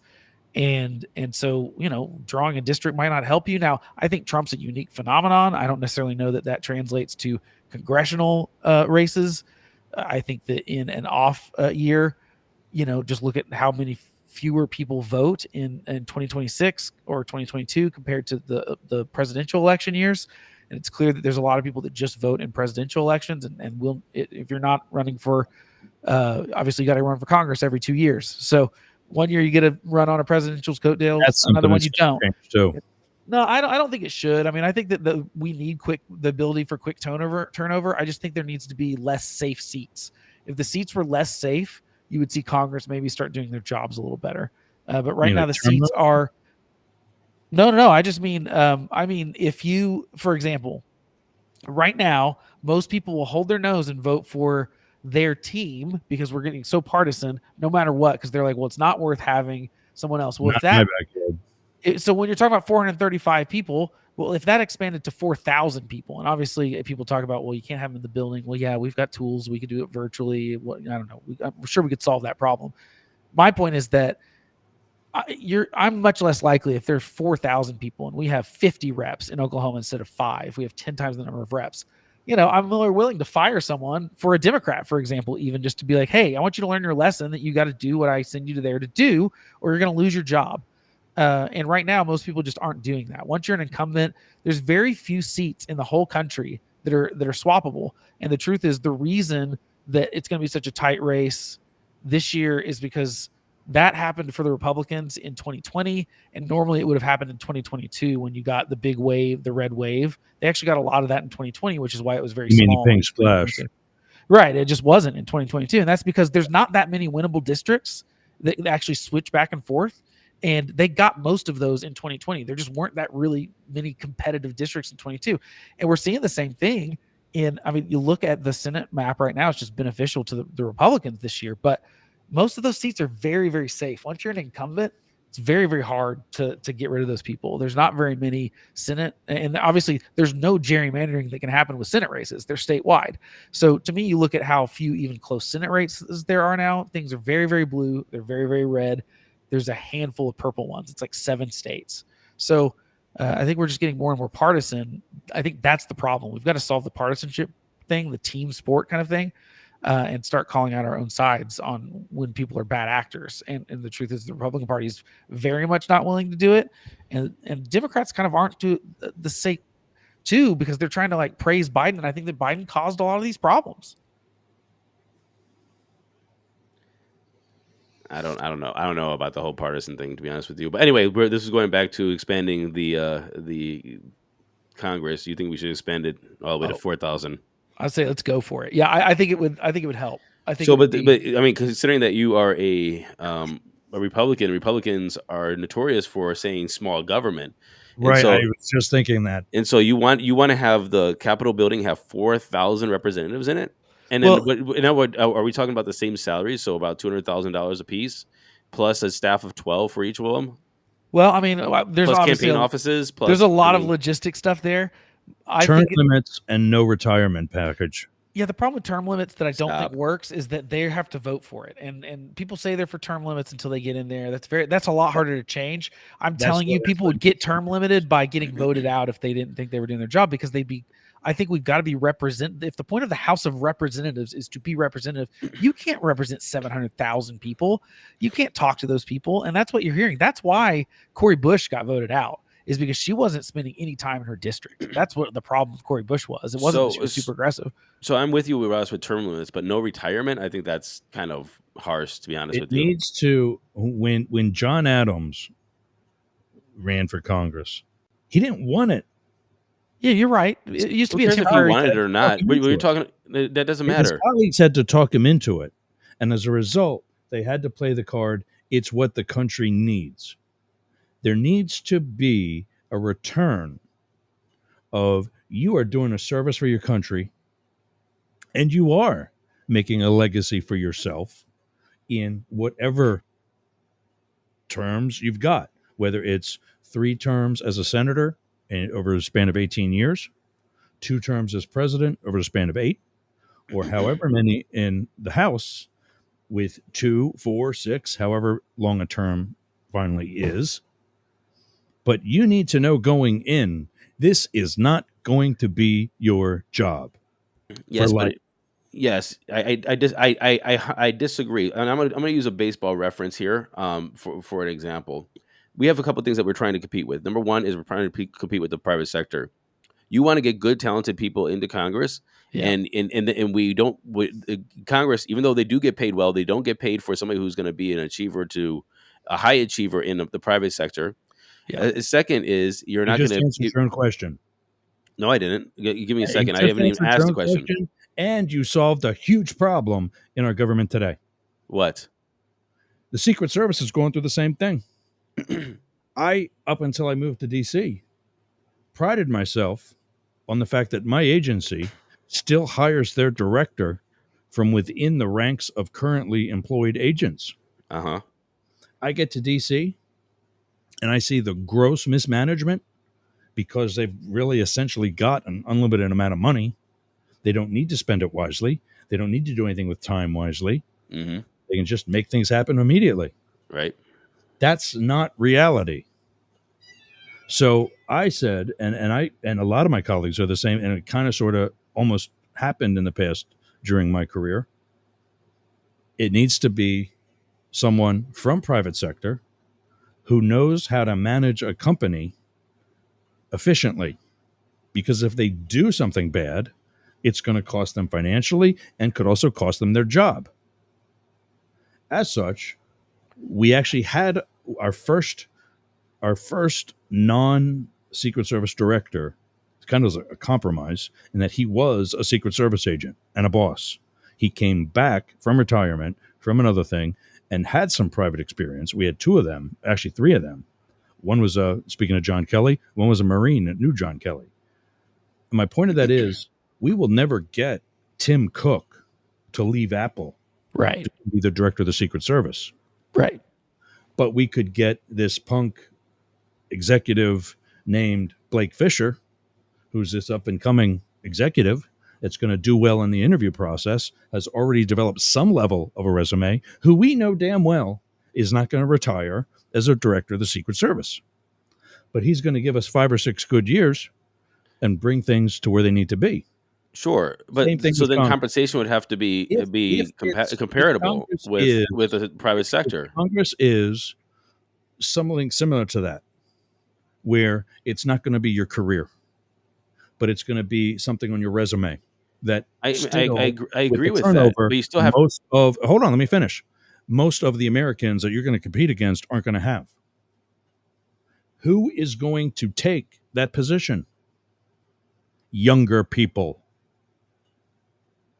So you think you should be paid less or more? Not. I'll tell you what they don't need to have the budgets that they've got to be able to fill their cars up with gas for free while they're in the district at $175,000 to start. They don't need that. I vehemently disagree with that. I mean, it's almost like you're angry at because you're running for Congress. System. Well, no, I mean, I just running for Congress is just logistically doesn't make sense.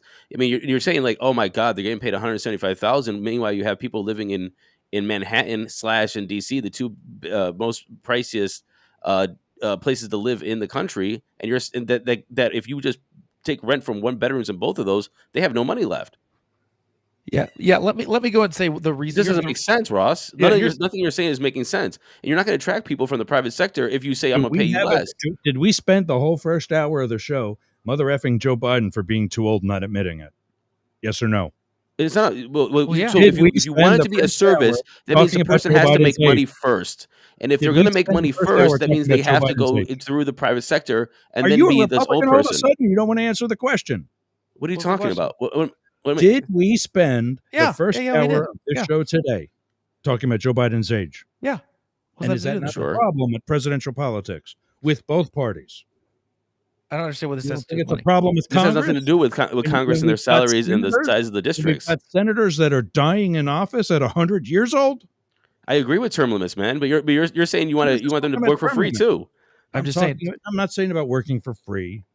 Stop changing and MAGA-ing what I'm saying. I'm saying they don't need to be a career, and they don't. I agree. I agree.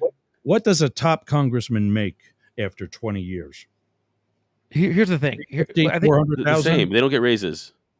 Yeah, they don't get raises the longer they're there. Listen, here's the thing. What Doesn't does matter. It's not like they're a G6. I don't care. I don't care what someone gets paid salary wise. I think that they get paid enough. My problem is when they get rich from being in Congress. Yeah, that's my and point. that is happening across the board because it's corrupt. I mean, it's what it is. They get rich. The salary is nothing compared to what they're making. Most people when they enter Congress and leave Congress they leave millionaires. You don't become a millionaire getting paid $175,000 a year. You just don't. Like most people, you do after 10 years when you don't have to spend any of that $175,000. Not the level of money if you're in Congress. It's not like it's going into the bank and they subsidize all your living. Yeah, you gotta have you have to have two residences. Yeah. You have to pay rent. Yeah, so I mean, I don't begrudge what Congress gets paid. But I do begrudge them making money outside of that way where the truth is the problem with there's a lot of problems with Congress. I think all of our problems lie with Congress, and that's why I do think shaking up Congress is the way to go. The only way to do that is to expand it, in my opinion. Because they're not going to here's the problem. Trump wants to implement tariffs on everything. He'll probably be able to if he gets elected without Congress, because Congress is given those powers to the executive branch. A long time ago they had those powers. I understandably they gave them up because there was a lot of corruption in the way it was doing it, but they shouldn't have given it all to the executive branch without any kind of check on it. And the problem now, if you wanted to change those laws, guess who has to sign it? The president. So they can't change that back. Trump could probably do what he wants to do. That's Congress's fault. We're going to have Congress to blame. He does everything through executive order. No, but Congress gave him the power to do this. This is different. This is not like, oh, let's see if this is illegal and we'll let the courts fight it. This is he probably has the authority to do it. How many times did the Biden administration send a bill to Congress about the border? Twice. And one time it never got out of committee. So when was the first one? The month in 2021, but it never got out of committee. You listened to the show last week after you left, because that's exactly what I said. Right, because I mean, it never did. Right, it never got out of committee, and then obviously James Langford in both occasions, Trump called to squash it. Well, it wasn't. It was Democrats squashed it actually. That's a lie about the first one. The first one didn't make it out of committee. It's not a lie. He made the call on that one too. Democrats had the House at the time. Hold on. No, I'm going to finish first. The Democrats didn't do anything about it because they knew they had 4 more years to make it happen. Who had Congress? Everybody sat on their ass, including had Congress? 2 of those years with Republicans not doing dick. Because hold on, Yerks. Who controlled the House of Representatives in 2021? Democrats, which means they had a majority on the committee that it didn't get out of, which meant Democrats. What about the Senate? Who was in the Senate? The point. That's not how it works. Who was in the Senate? It didn't make it out of the House. It was not in the Senate. Who was in the Senate? The Democrats were Republicans. You can say it. That's okay. No, it was controlled by Democrats for 2 years. What are you talking about? Trump made that call in 2021 as well. Yerks. I just heard her talk about it. Yerks, Democrats controlled the House and the Senate in 2021. I know that. If they wanted to pass a bill, they could have. Republicans didn't have their hand in squashing it. When's the last time you heard of Republicans convincing Democrats to vote against a bill in Congress? That's what you're saying. I'm saying Democrats chose not to bring more of that bill. They're trying to pretend it was Republicans. Enough. The Democrats didn't have enough. You're right about that. Well, so then it was Democrats that killed it, not Republicans. The Democrats sat on it because they knew they had 4 more years to do something with it. And then 2022 happened.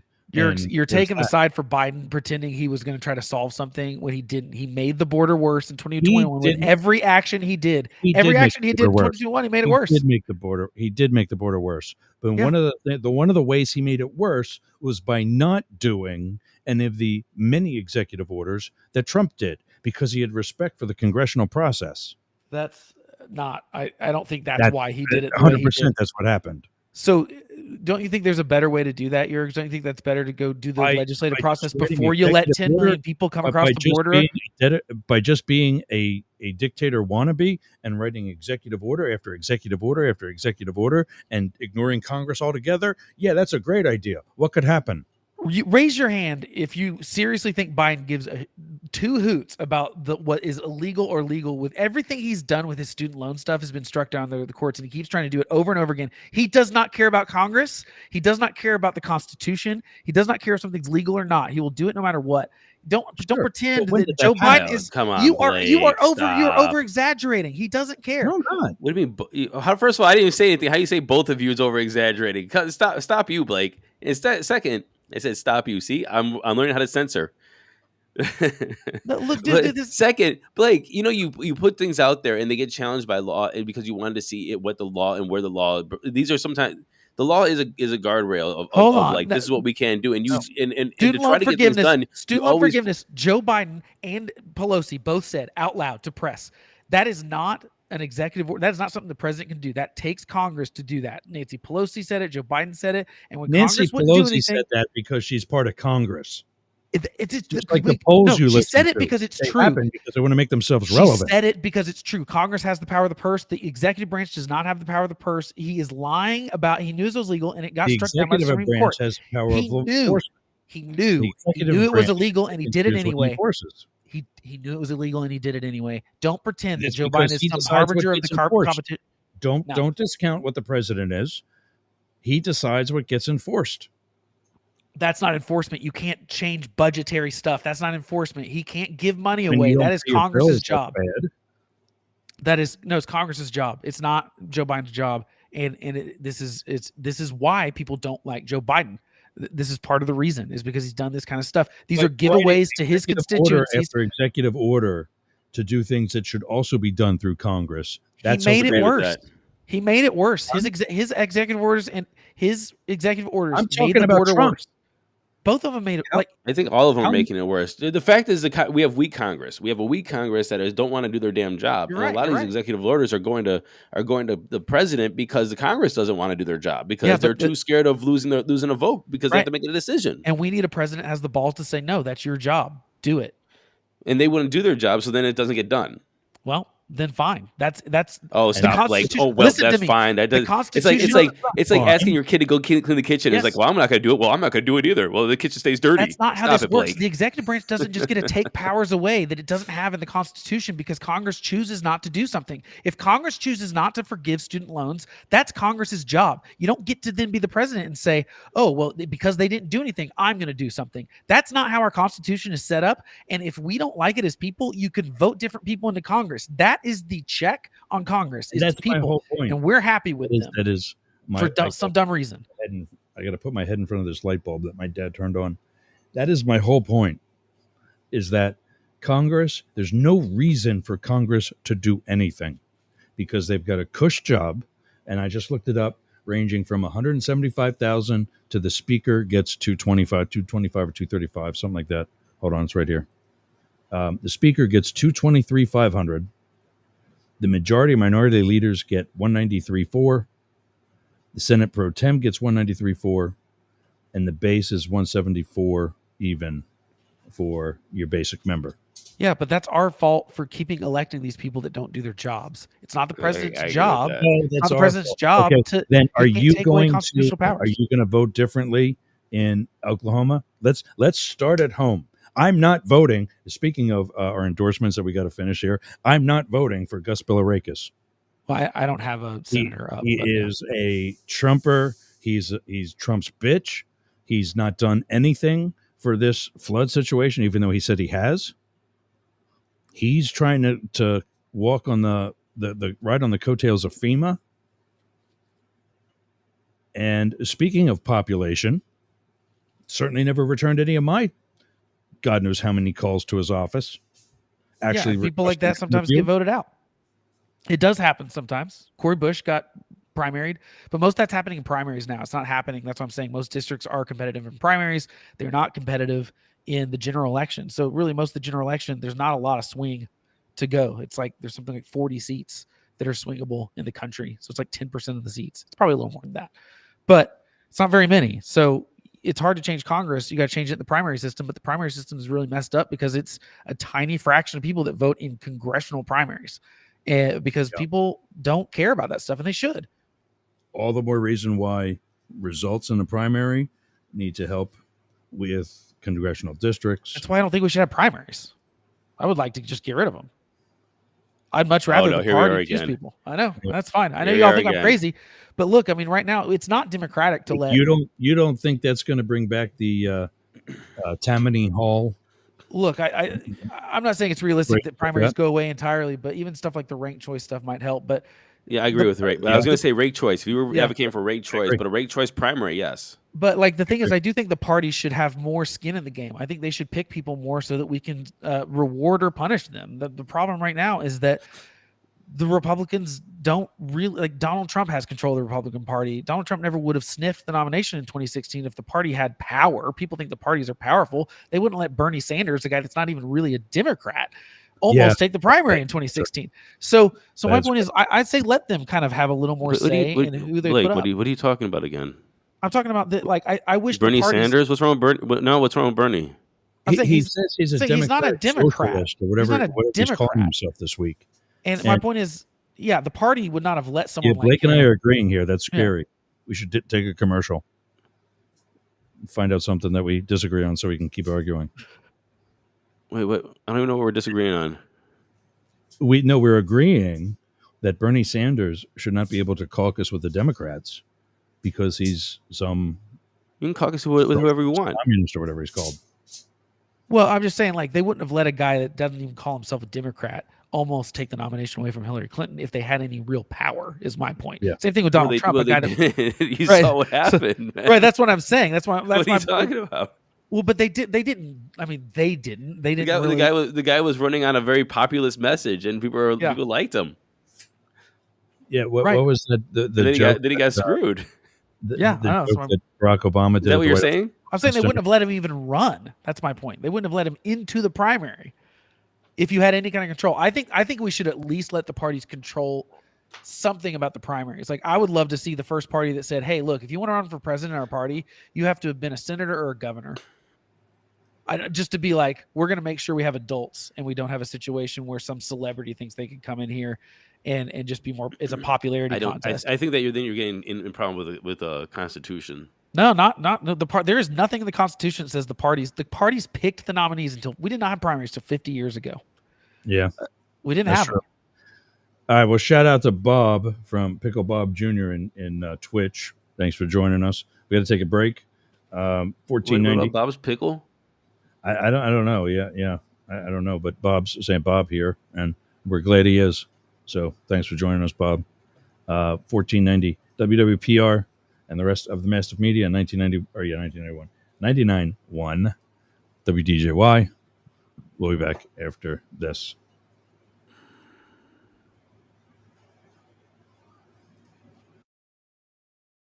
Is the only president in American history who has refused to guarantee the peaceful transfer of power. Joe Biden. He lost the election and he knew it. To become the president. He betrayed millions of Americans by telling them the election was stolen. Stop the steal. He ignored the rulings of dozens of courts.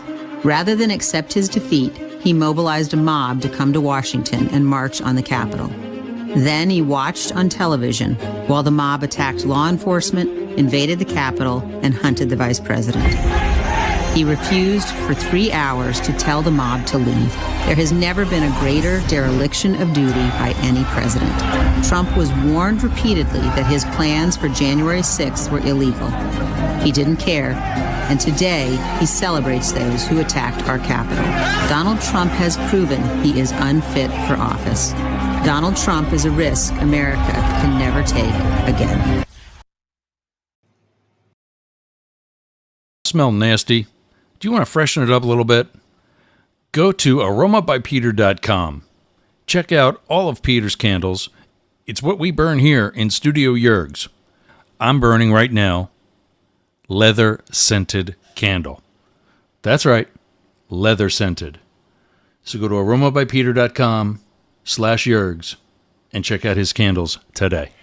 I'm Jane Stahl, retired English teacher, and with my BFF, Susan Bebeck, we manage Studio B Fine Art Gallery in Boyertown, Pennsylvania.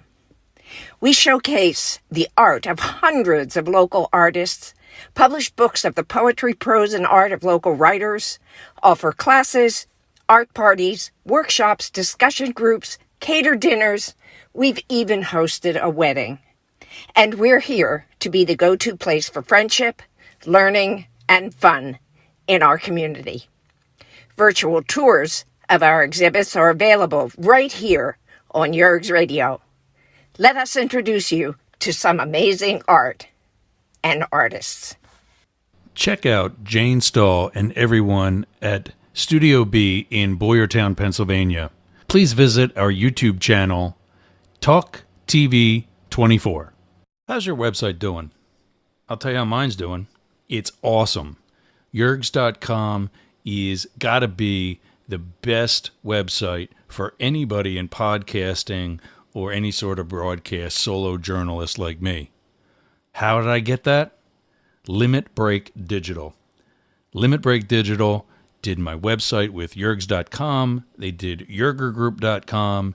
They take care of my marketing, my branding, and help me get the message out to you. Go to limitbreakdigital.com/Yergs for 10% off your next project. That's a $3,000 site, Yergs.com. And you can get 10% off that by just going to limitbreakdigital.com/Yergs today. Talk to Jay. That's my guy. We all got a guy, and Jay's mine. limitbreakdigital.com. Hey. All right, gang. One more time for an amazing breakfast before today's show. Sunny Side Up Cafe, right here in Hudson, Florida. 14148 US Highway 19, Hudson. It's at 19 and Hudson Road in the Winn-Dixie Hudson Hardware Shopping Center. $9.95. I might have said $9.99. It's $9.95. Steak and eggs. You get your choice, by the way. T-bone, New York strip.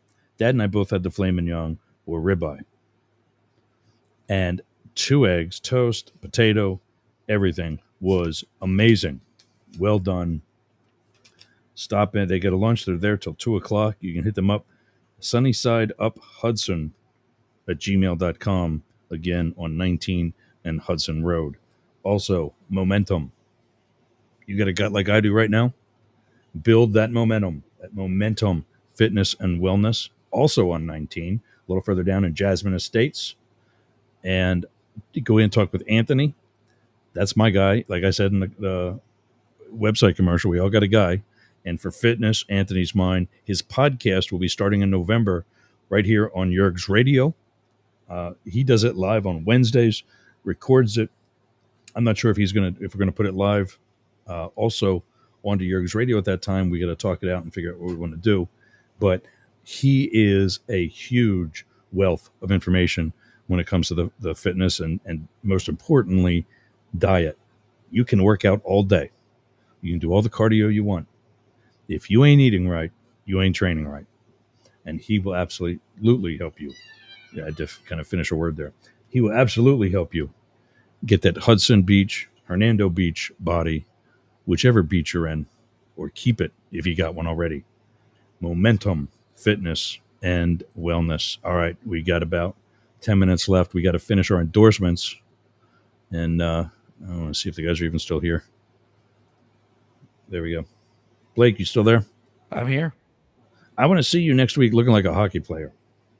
Well, I don't look that bad. I just have this like thing under my nose that's keeping blood from running out. So I look like kind of more of an idiot than I look bad. So you kind of look like Donald Trump took a bullet in the nose instead of the ear. Sort of, yes. Same idea. See that? At least send us a picture. Oh, yeah, I'll send you a picture. Yeah, for sure. All right.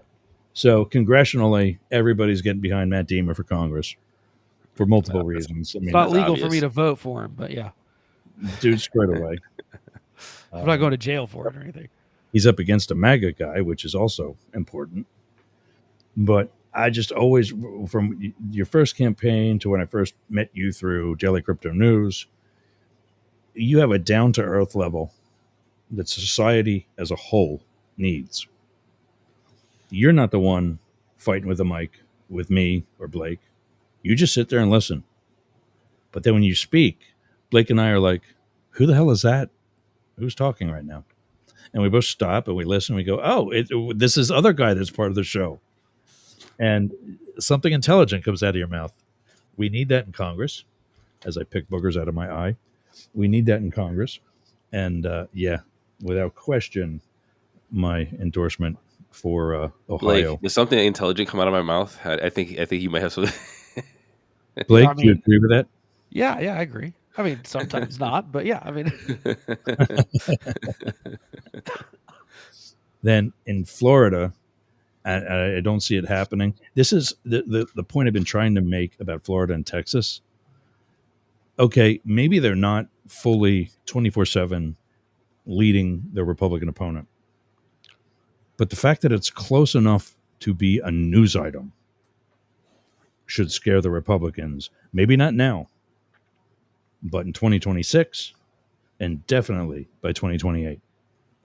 And that is Debbie Powell over Rick Scott in Florida. And like I said, I'm worried that it's not going to come even close enough to maybe happening. But if we're listening to the polls, she's not far behind. I think that it's not. I think we can't make straight line projections though, because I think there's so much about what happens right now with who's at the top of the ticket, especially in these presidential election years, and Trump is kind of weird the way he affects. I mean, there's several states where the senator is going to get more votes than he's going to. I think there's anywhere, Senator or House of Reps, where he's going to have a negative effect.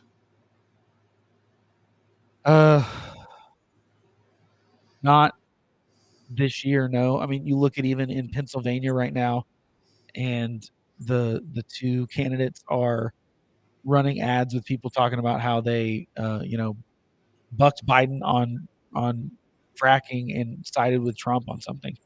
So even the Democratic senators and Congress people in Pennsylvania are Trump. Trump has higher favorability than he has, and I didn't think that was possible.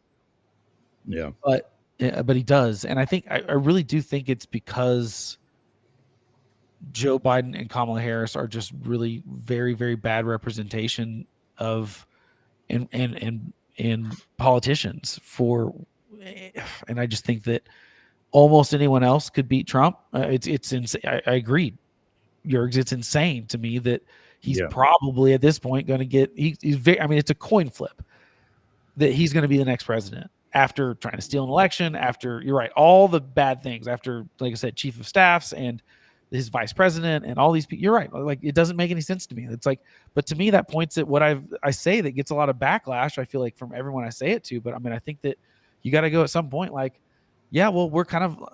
It seems like America's kind of at a rotten populist crossroads right now, and I think it's about who's gonna win that. I think, and that's in both parties, by the way, too. This populism thing, I think, is bad. I think that it doesn't work. I think it's political demagoguery, and I think it's bad. I think it's all about vilifying the other side, and it's all about hyperbole, and it's more of a religion now than it is politics.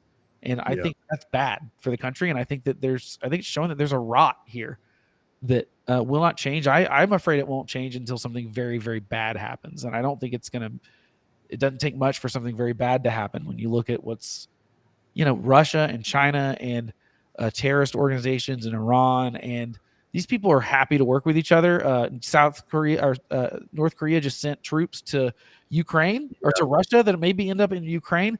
We're not like exaggerating to say that's very World War sounding when one country is sending troops to another country's war. I don't think it's crazy to say something very terrible could happen. And I just can't believe we're in a situation where either of these people are going to be in charge of that, because I think Kamala Harris is an empty vessel and I think she's over her skis. And Donald Trump, I think, is in the same boat. He hired good people last time. He's not going to hire those good people this time. And I think what's going to have disastrous consequences. Every good foreign policy thing Trump did was because he hired the right person. He had John Kelly's there to tell him what to do.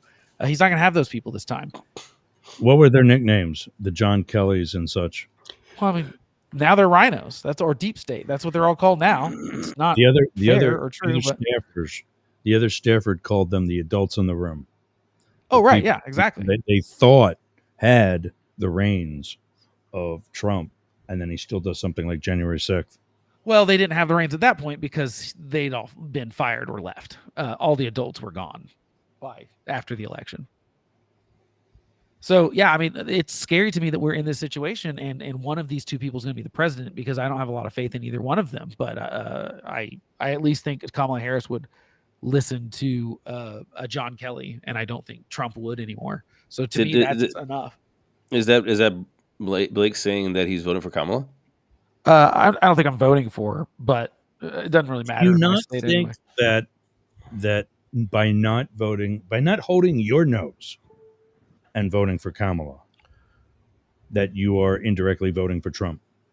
No, because I'm in Oklahoma. She's not going to win anyway. If I was in Wisconsin, maybe I consider it a little bit more. Here, I like to think of it more of like I don't think someone should get my vote unless they're worthy of it. And while I do think Trump's a threat, I also think the Democrats should be. I'm fine with holding my vote because I think the Democrats did this whole thing wrong. I think Biden did this wrong. I think the Democrats did this wrong. I think she's the weakest possible candidate we could put up there. I think they thought they could just run this on vibes of joy, and they were proven wrong. I think that was. I think the campaign's not as good nobody's as they proven anything until November 5th. No, you're right, but I think that even if she ekes it out, I think you have to look at this and go like, why can't we beat Donald Trump more handily? Like, I think there's got to be some soul searching over the place after this election. I think we answered that in the first hour when we kind of realized that the people that are most of his base can't even spell Trump. Well, I don't think that's fair. I think that they don't know. I think you're right about them not knowing a lot of the bad things about him. I believe that they haven't heard those things. I don't know that it would change their mind either, though, because they've turned this into a team sport and a religion, and that's weird to me. I don't think it's that they're dumb. I think that some of them are justifiably angry, and some of them, like inflation's been a real bummer for a lot of people. And they're going to blame the president, whether it's fair or not. I think it's partially fair. I also think some of that blame goes to Trump, although people won't give it to him. And if they don't like inflation, boy, get ready for Trump's tariffs. They're going to be, it's inflationary in a different way. Yeah, I was going to say, do you really believe that tariffs are paid by another country? Well, it's foolish for lots of reasons. Trump's trying to claim it can do both things at the same time. That it can increase manufacturing by eliminating foreign competition, and it can raise enough revenue. Gents, I got to get out of here. Good talking to you this week. Sorry. See you, Matt. All right, buddy. I'll see you next week. But the problem is it can't do both of those at the same time, because if you're getting the tariffs, if you get all the money from the tariffs, that means people are still buying the imports, which means it doesn't help domestic producers.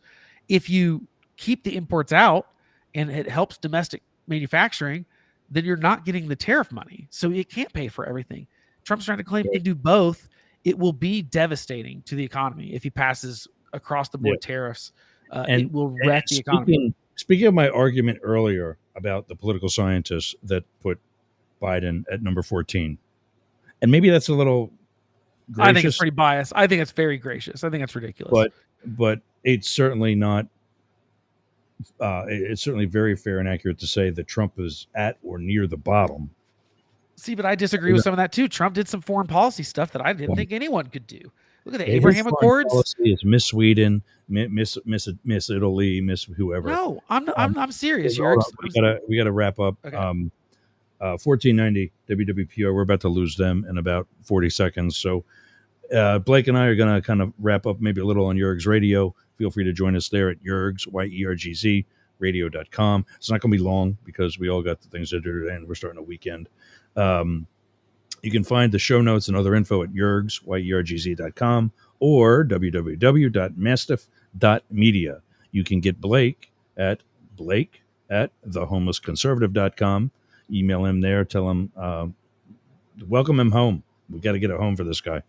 And also support Matt Deemer, Matt at dailycryptonews.net, and info at deemerforcongress.com. You can get us all news NEWZ at YERGZ.com. All right. So go ahead. Back to you. I was just going to say that, you can't, I think that's very generous, and I do think that Trump did some good things, but I think it's because he hired people and it was issues he didn't care about. I think for the most part, he ended up doing like his tax cuts were run of the mill Republican. Any Republican would have done that because it was really Paul Ryan and Mitch McConnell that got that done. Right.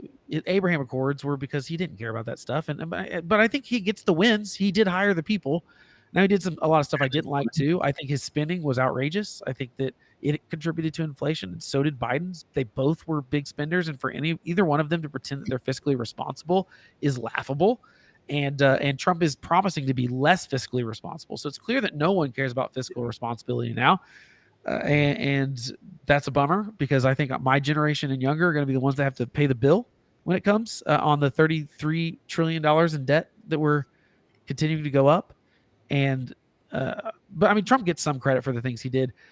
He's also, it depends what we're talking about. I think they're both very similar, actually. I think that they both have too big of egos. I think they are really insecure about some specific things that they overcompensate for.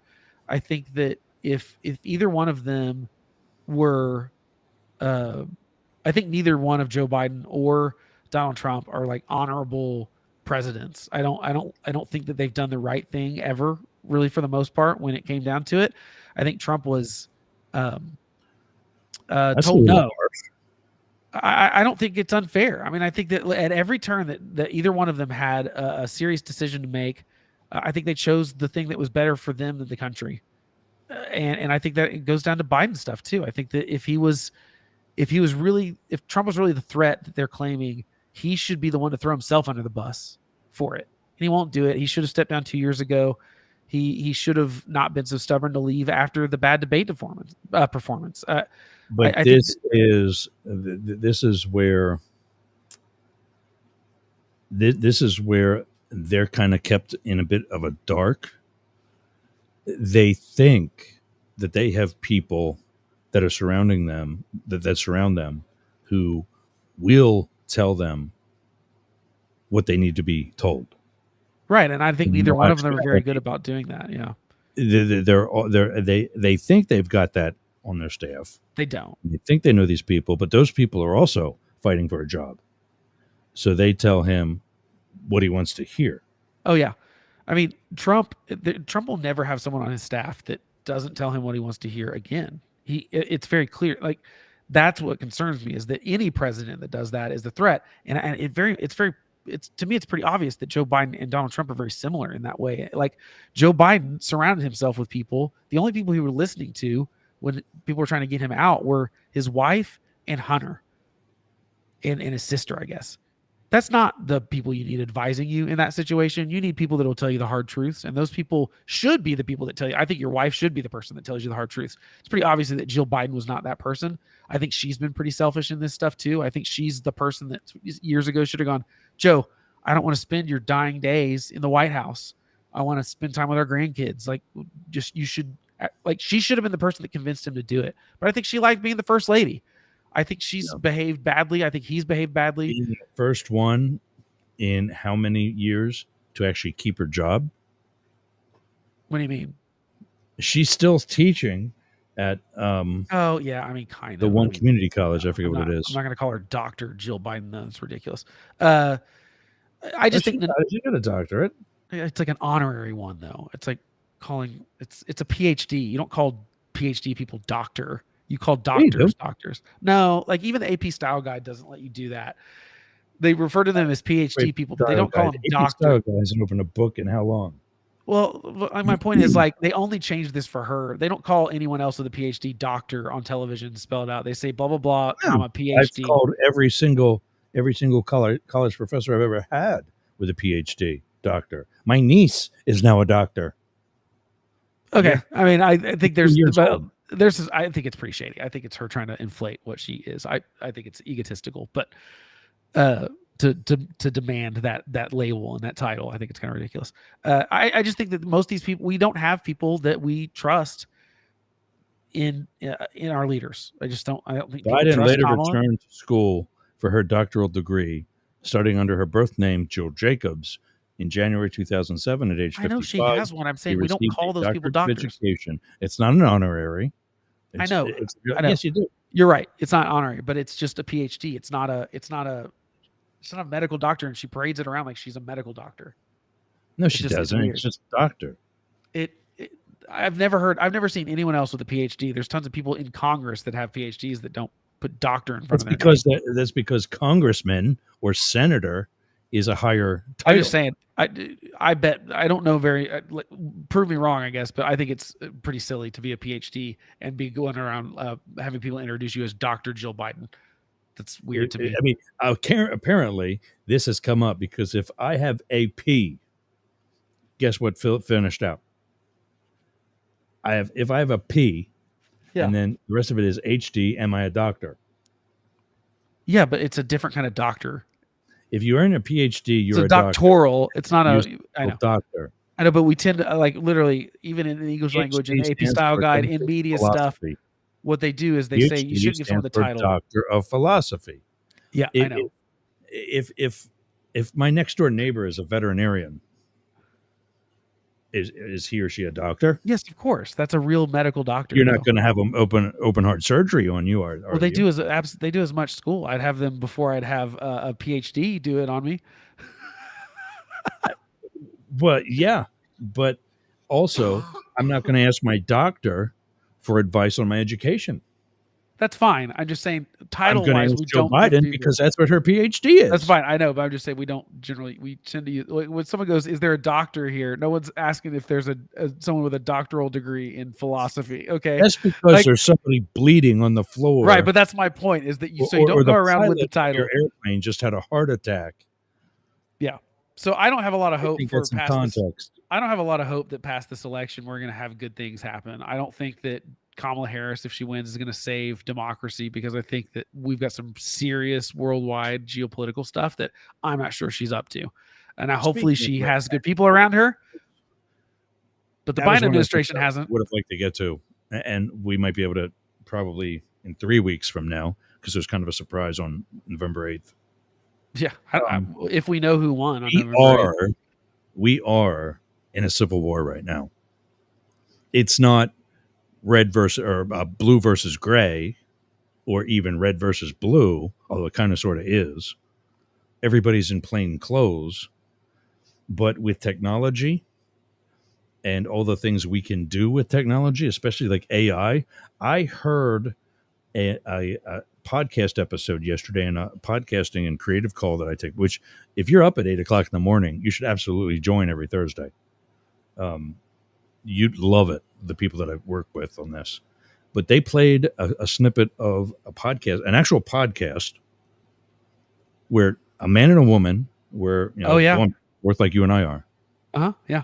He had no idea those people weren't real. Yeah, it's Google's Notebook LM. I've been using Google's Notebook LM for note taking because what I like about it is it's actually kind of cool. You give it sources, and then it writes, and then it will give you stuff based on those sources. So instead of looking at the internet, I'm giving it like, okay, maybe I want to do, something on economics, or I want to compare the Trump and Harris's policies. I can give it like 20 documents, some PDFs, some news articles, and I can say, give me some good questions. Or I've done it for interviews and stuff like, hey, I'm having this kind of expert on, I'm giving you several sources, give me some good questions. It's great because then it's not like ChatGPT where it's just looking at the internet. I'm like saying, here's what I want you to trust is these sources and give me good stuff from it. But yeah, now they have a thing where you can basically give it documents and stuff like that, and then you can say like have two people argue about the points of these things, which is pretty cool. Now I don't know. AI is tricky. I think that I'm not ready to be all in that. Like in the next 10 years, it's going to be world changing. I don't think we're there yet. One of the guys that's on that call weekly is actually David Beckmeyer from Outrage Overlay. And he said, keep in mind about AI. It's never going to get any worse. Yes, that's you're right. It's always better. It's always going to get better, but that's all technology. You're listening to this episode already. Like the popularity and the effectiveness of AI is what? Maybe 2 years old. I mean, really, that it's as mainstream as it is now. and that we've been talking about it as much, maybe for the past 2 years, maybe. And I would even say then it's definitely been ramping up over the last 2 years, but now everything has an AI component now. We're definitely kind of at peak oversaturation. And point being, exactly what he said is that I need something else, in addition. So we're going to bring up the pups. Can I tell you what I'm the most excited about with the AI stuff? Yeah. I am most excited that private companies are putting nuclear facilities online for the amount of energy they're having to pull. I think it's pretty hilarious to me that nuclear went from being this like, oh boy, we can't, no, it's so dangerous. And all of a sudden there's these private companies. They're like, well, we need more energy. That's a pretty clean way to do it. Let's just turn 3 Mile Island back on. I love it because I think we should do more nuclear. It's just interesting to me that it's all these Silicon Valley companies that are basically, it's like it's Bill Gates. It's all these people that I think were traditionally anti-nuclear. They're looking at nuclear cars. Yeah, and they're looking at some people are wanting to do smaller nuclear stuff. I think nuclear is the answer to a lot of energy problems. And so I'm glad that Congress and Biden, actually, that's something they did, was kind of cut some of the regulatory red tape to get former nuclear facilities back online faster, because they've realized, like, let's not make the mistake that Germany did and just shut down our nuclear plants when it's so safe. When people think it's dangerous, and I go, how many people do you think have died from nuclear accidents in the history of nuclear energy? And people think it's some crazy high number. I'm like, it's not even hundreds. No, in fact, more people died on oil rigs. Yeah. And so it's just not dangerous. And even in those meltdowns that we've had, like the Fukushima one caused tons of physical damage. But the physical damage was from the tidal wave and stuff. But no one died. It was, or maybe just 2 people or something like that. It was not. It did not have the even environmental impact that that people think it does. Now, it doesn't excuse the fact that they should have, just spent $2 million on a higher retaining wall for the tsunami, and we would have not ever had the situation happen in the first place. But so, I mean, those are the kind of things that I think are going to make a difference. And I don't think that. So that's an exciting part of the AI stuff. But I agree, it's a good tool sometimes right now. But I think some of the talk of it, we are not there where it's stealing a lot of jobs yet or anything. I think it's enhancing some jobs, but that's been the thing. Anytime there's like some sort of technology, what jobs are lost, other ones show up. Yeah. Yes. Like we didn't lose jobs just because the carriage and horse people lost their job to the automobile. The automobile created like way more jobs. And here's the other thing. Jobs are the wrong thing to measure anyway. Productivity is what we should measure. It's not jobs. We could, I've seen it, someone wrote it, that you could have everyone in the world being ditch diggers or ditch fillers, and everyone would still be starving to death. Like everyone would have a job, but that wouldn't be an economy. They're not outputting anything. So to me, it's about output. Well, yeah, I mean, the automobile caused more economic jobs and not just jobs, but prosperity and actual production than anything else. And so, yeah, you're going to lose the horse and carriage people. And it's the same thing with steel and all these. That's why I don't like the protectionist stuff that Trump is all for, because I think it's foolish. We are manufacturing more than we ever have. It's just with fewer jobs. That should be celebrated, that it takes less man hours to make more stuff. That's a good thing. Even more if you buy his MAGA hats here in the United States instead of China. Well, but even then, that's competition, and I don't have a problem with that either. Like that's why I'm for free trade. I'm like, hey, yeah, let's do that. That's how somebody you get running richer for countries. President should try to buy domestically.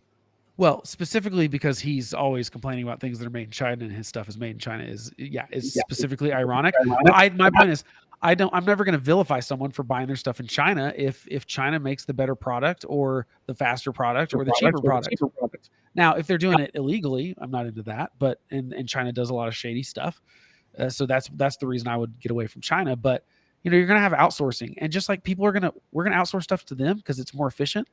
They're going to outsource stuff to us too. Like that's why we are a top exporter, because we have a lot of stuff that the rest of the world needs.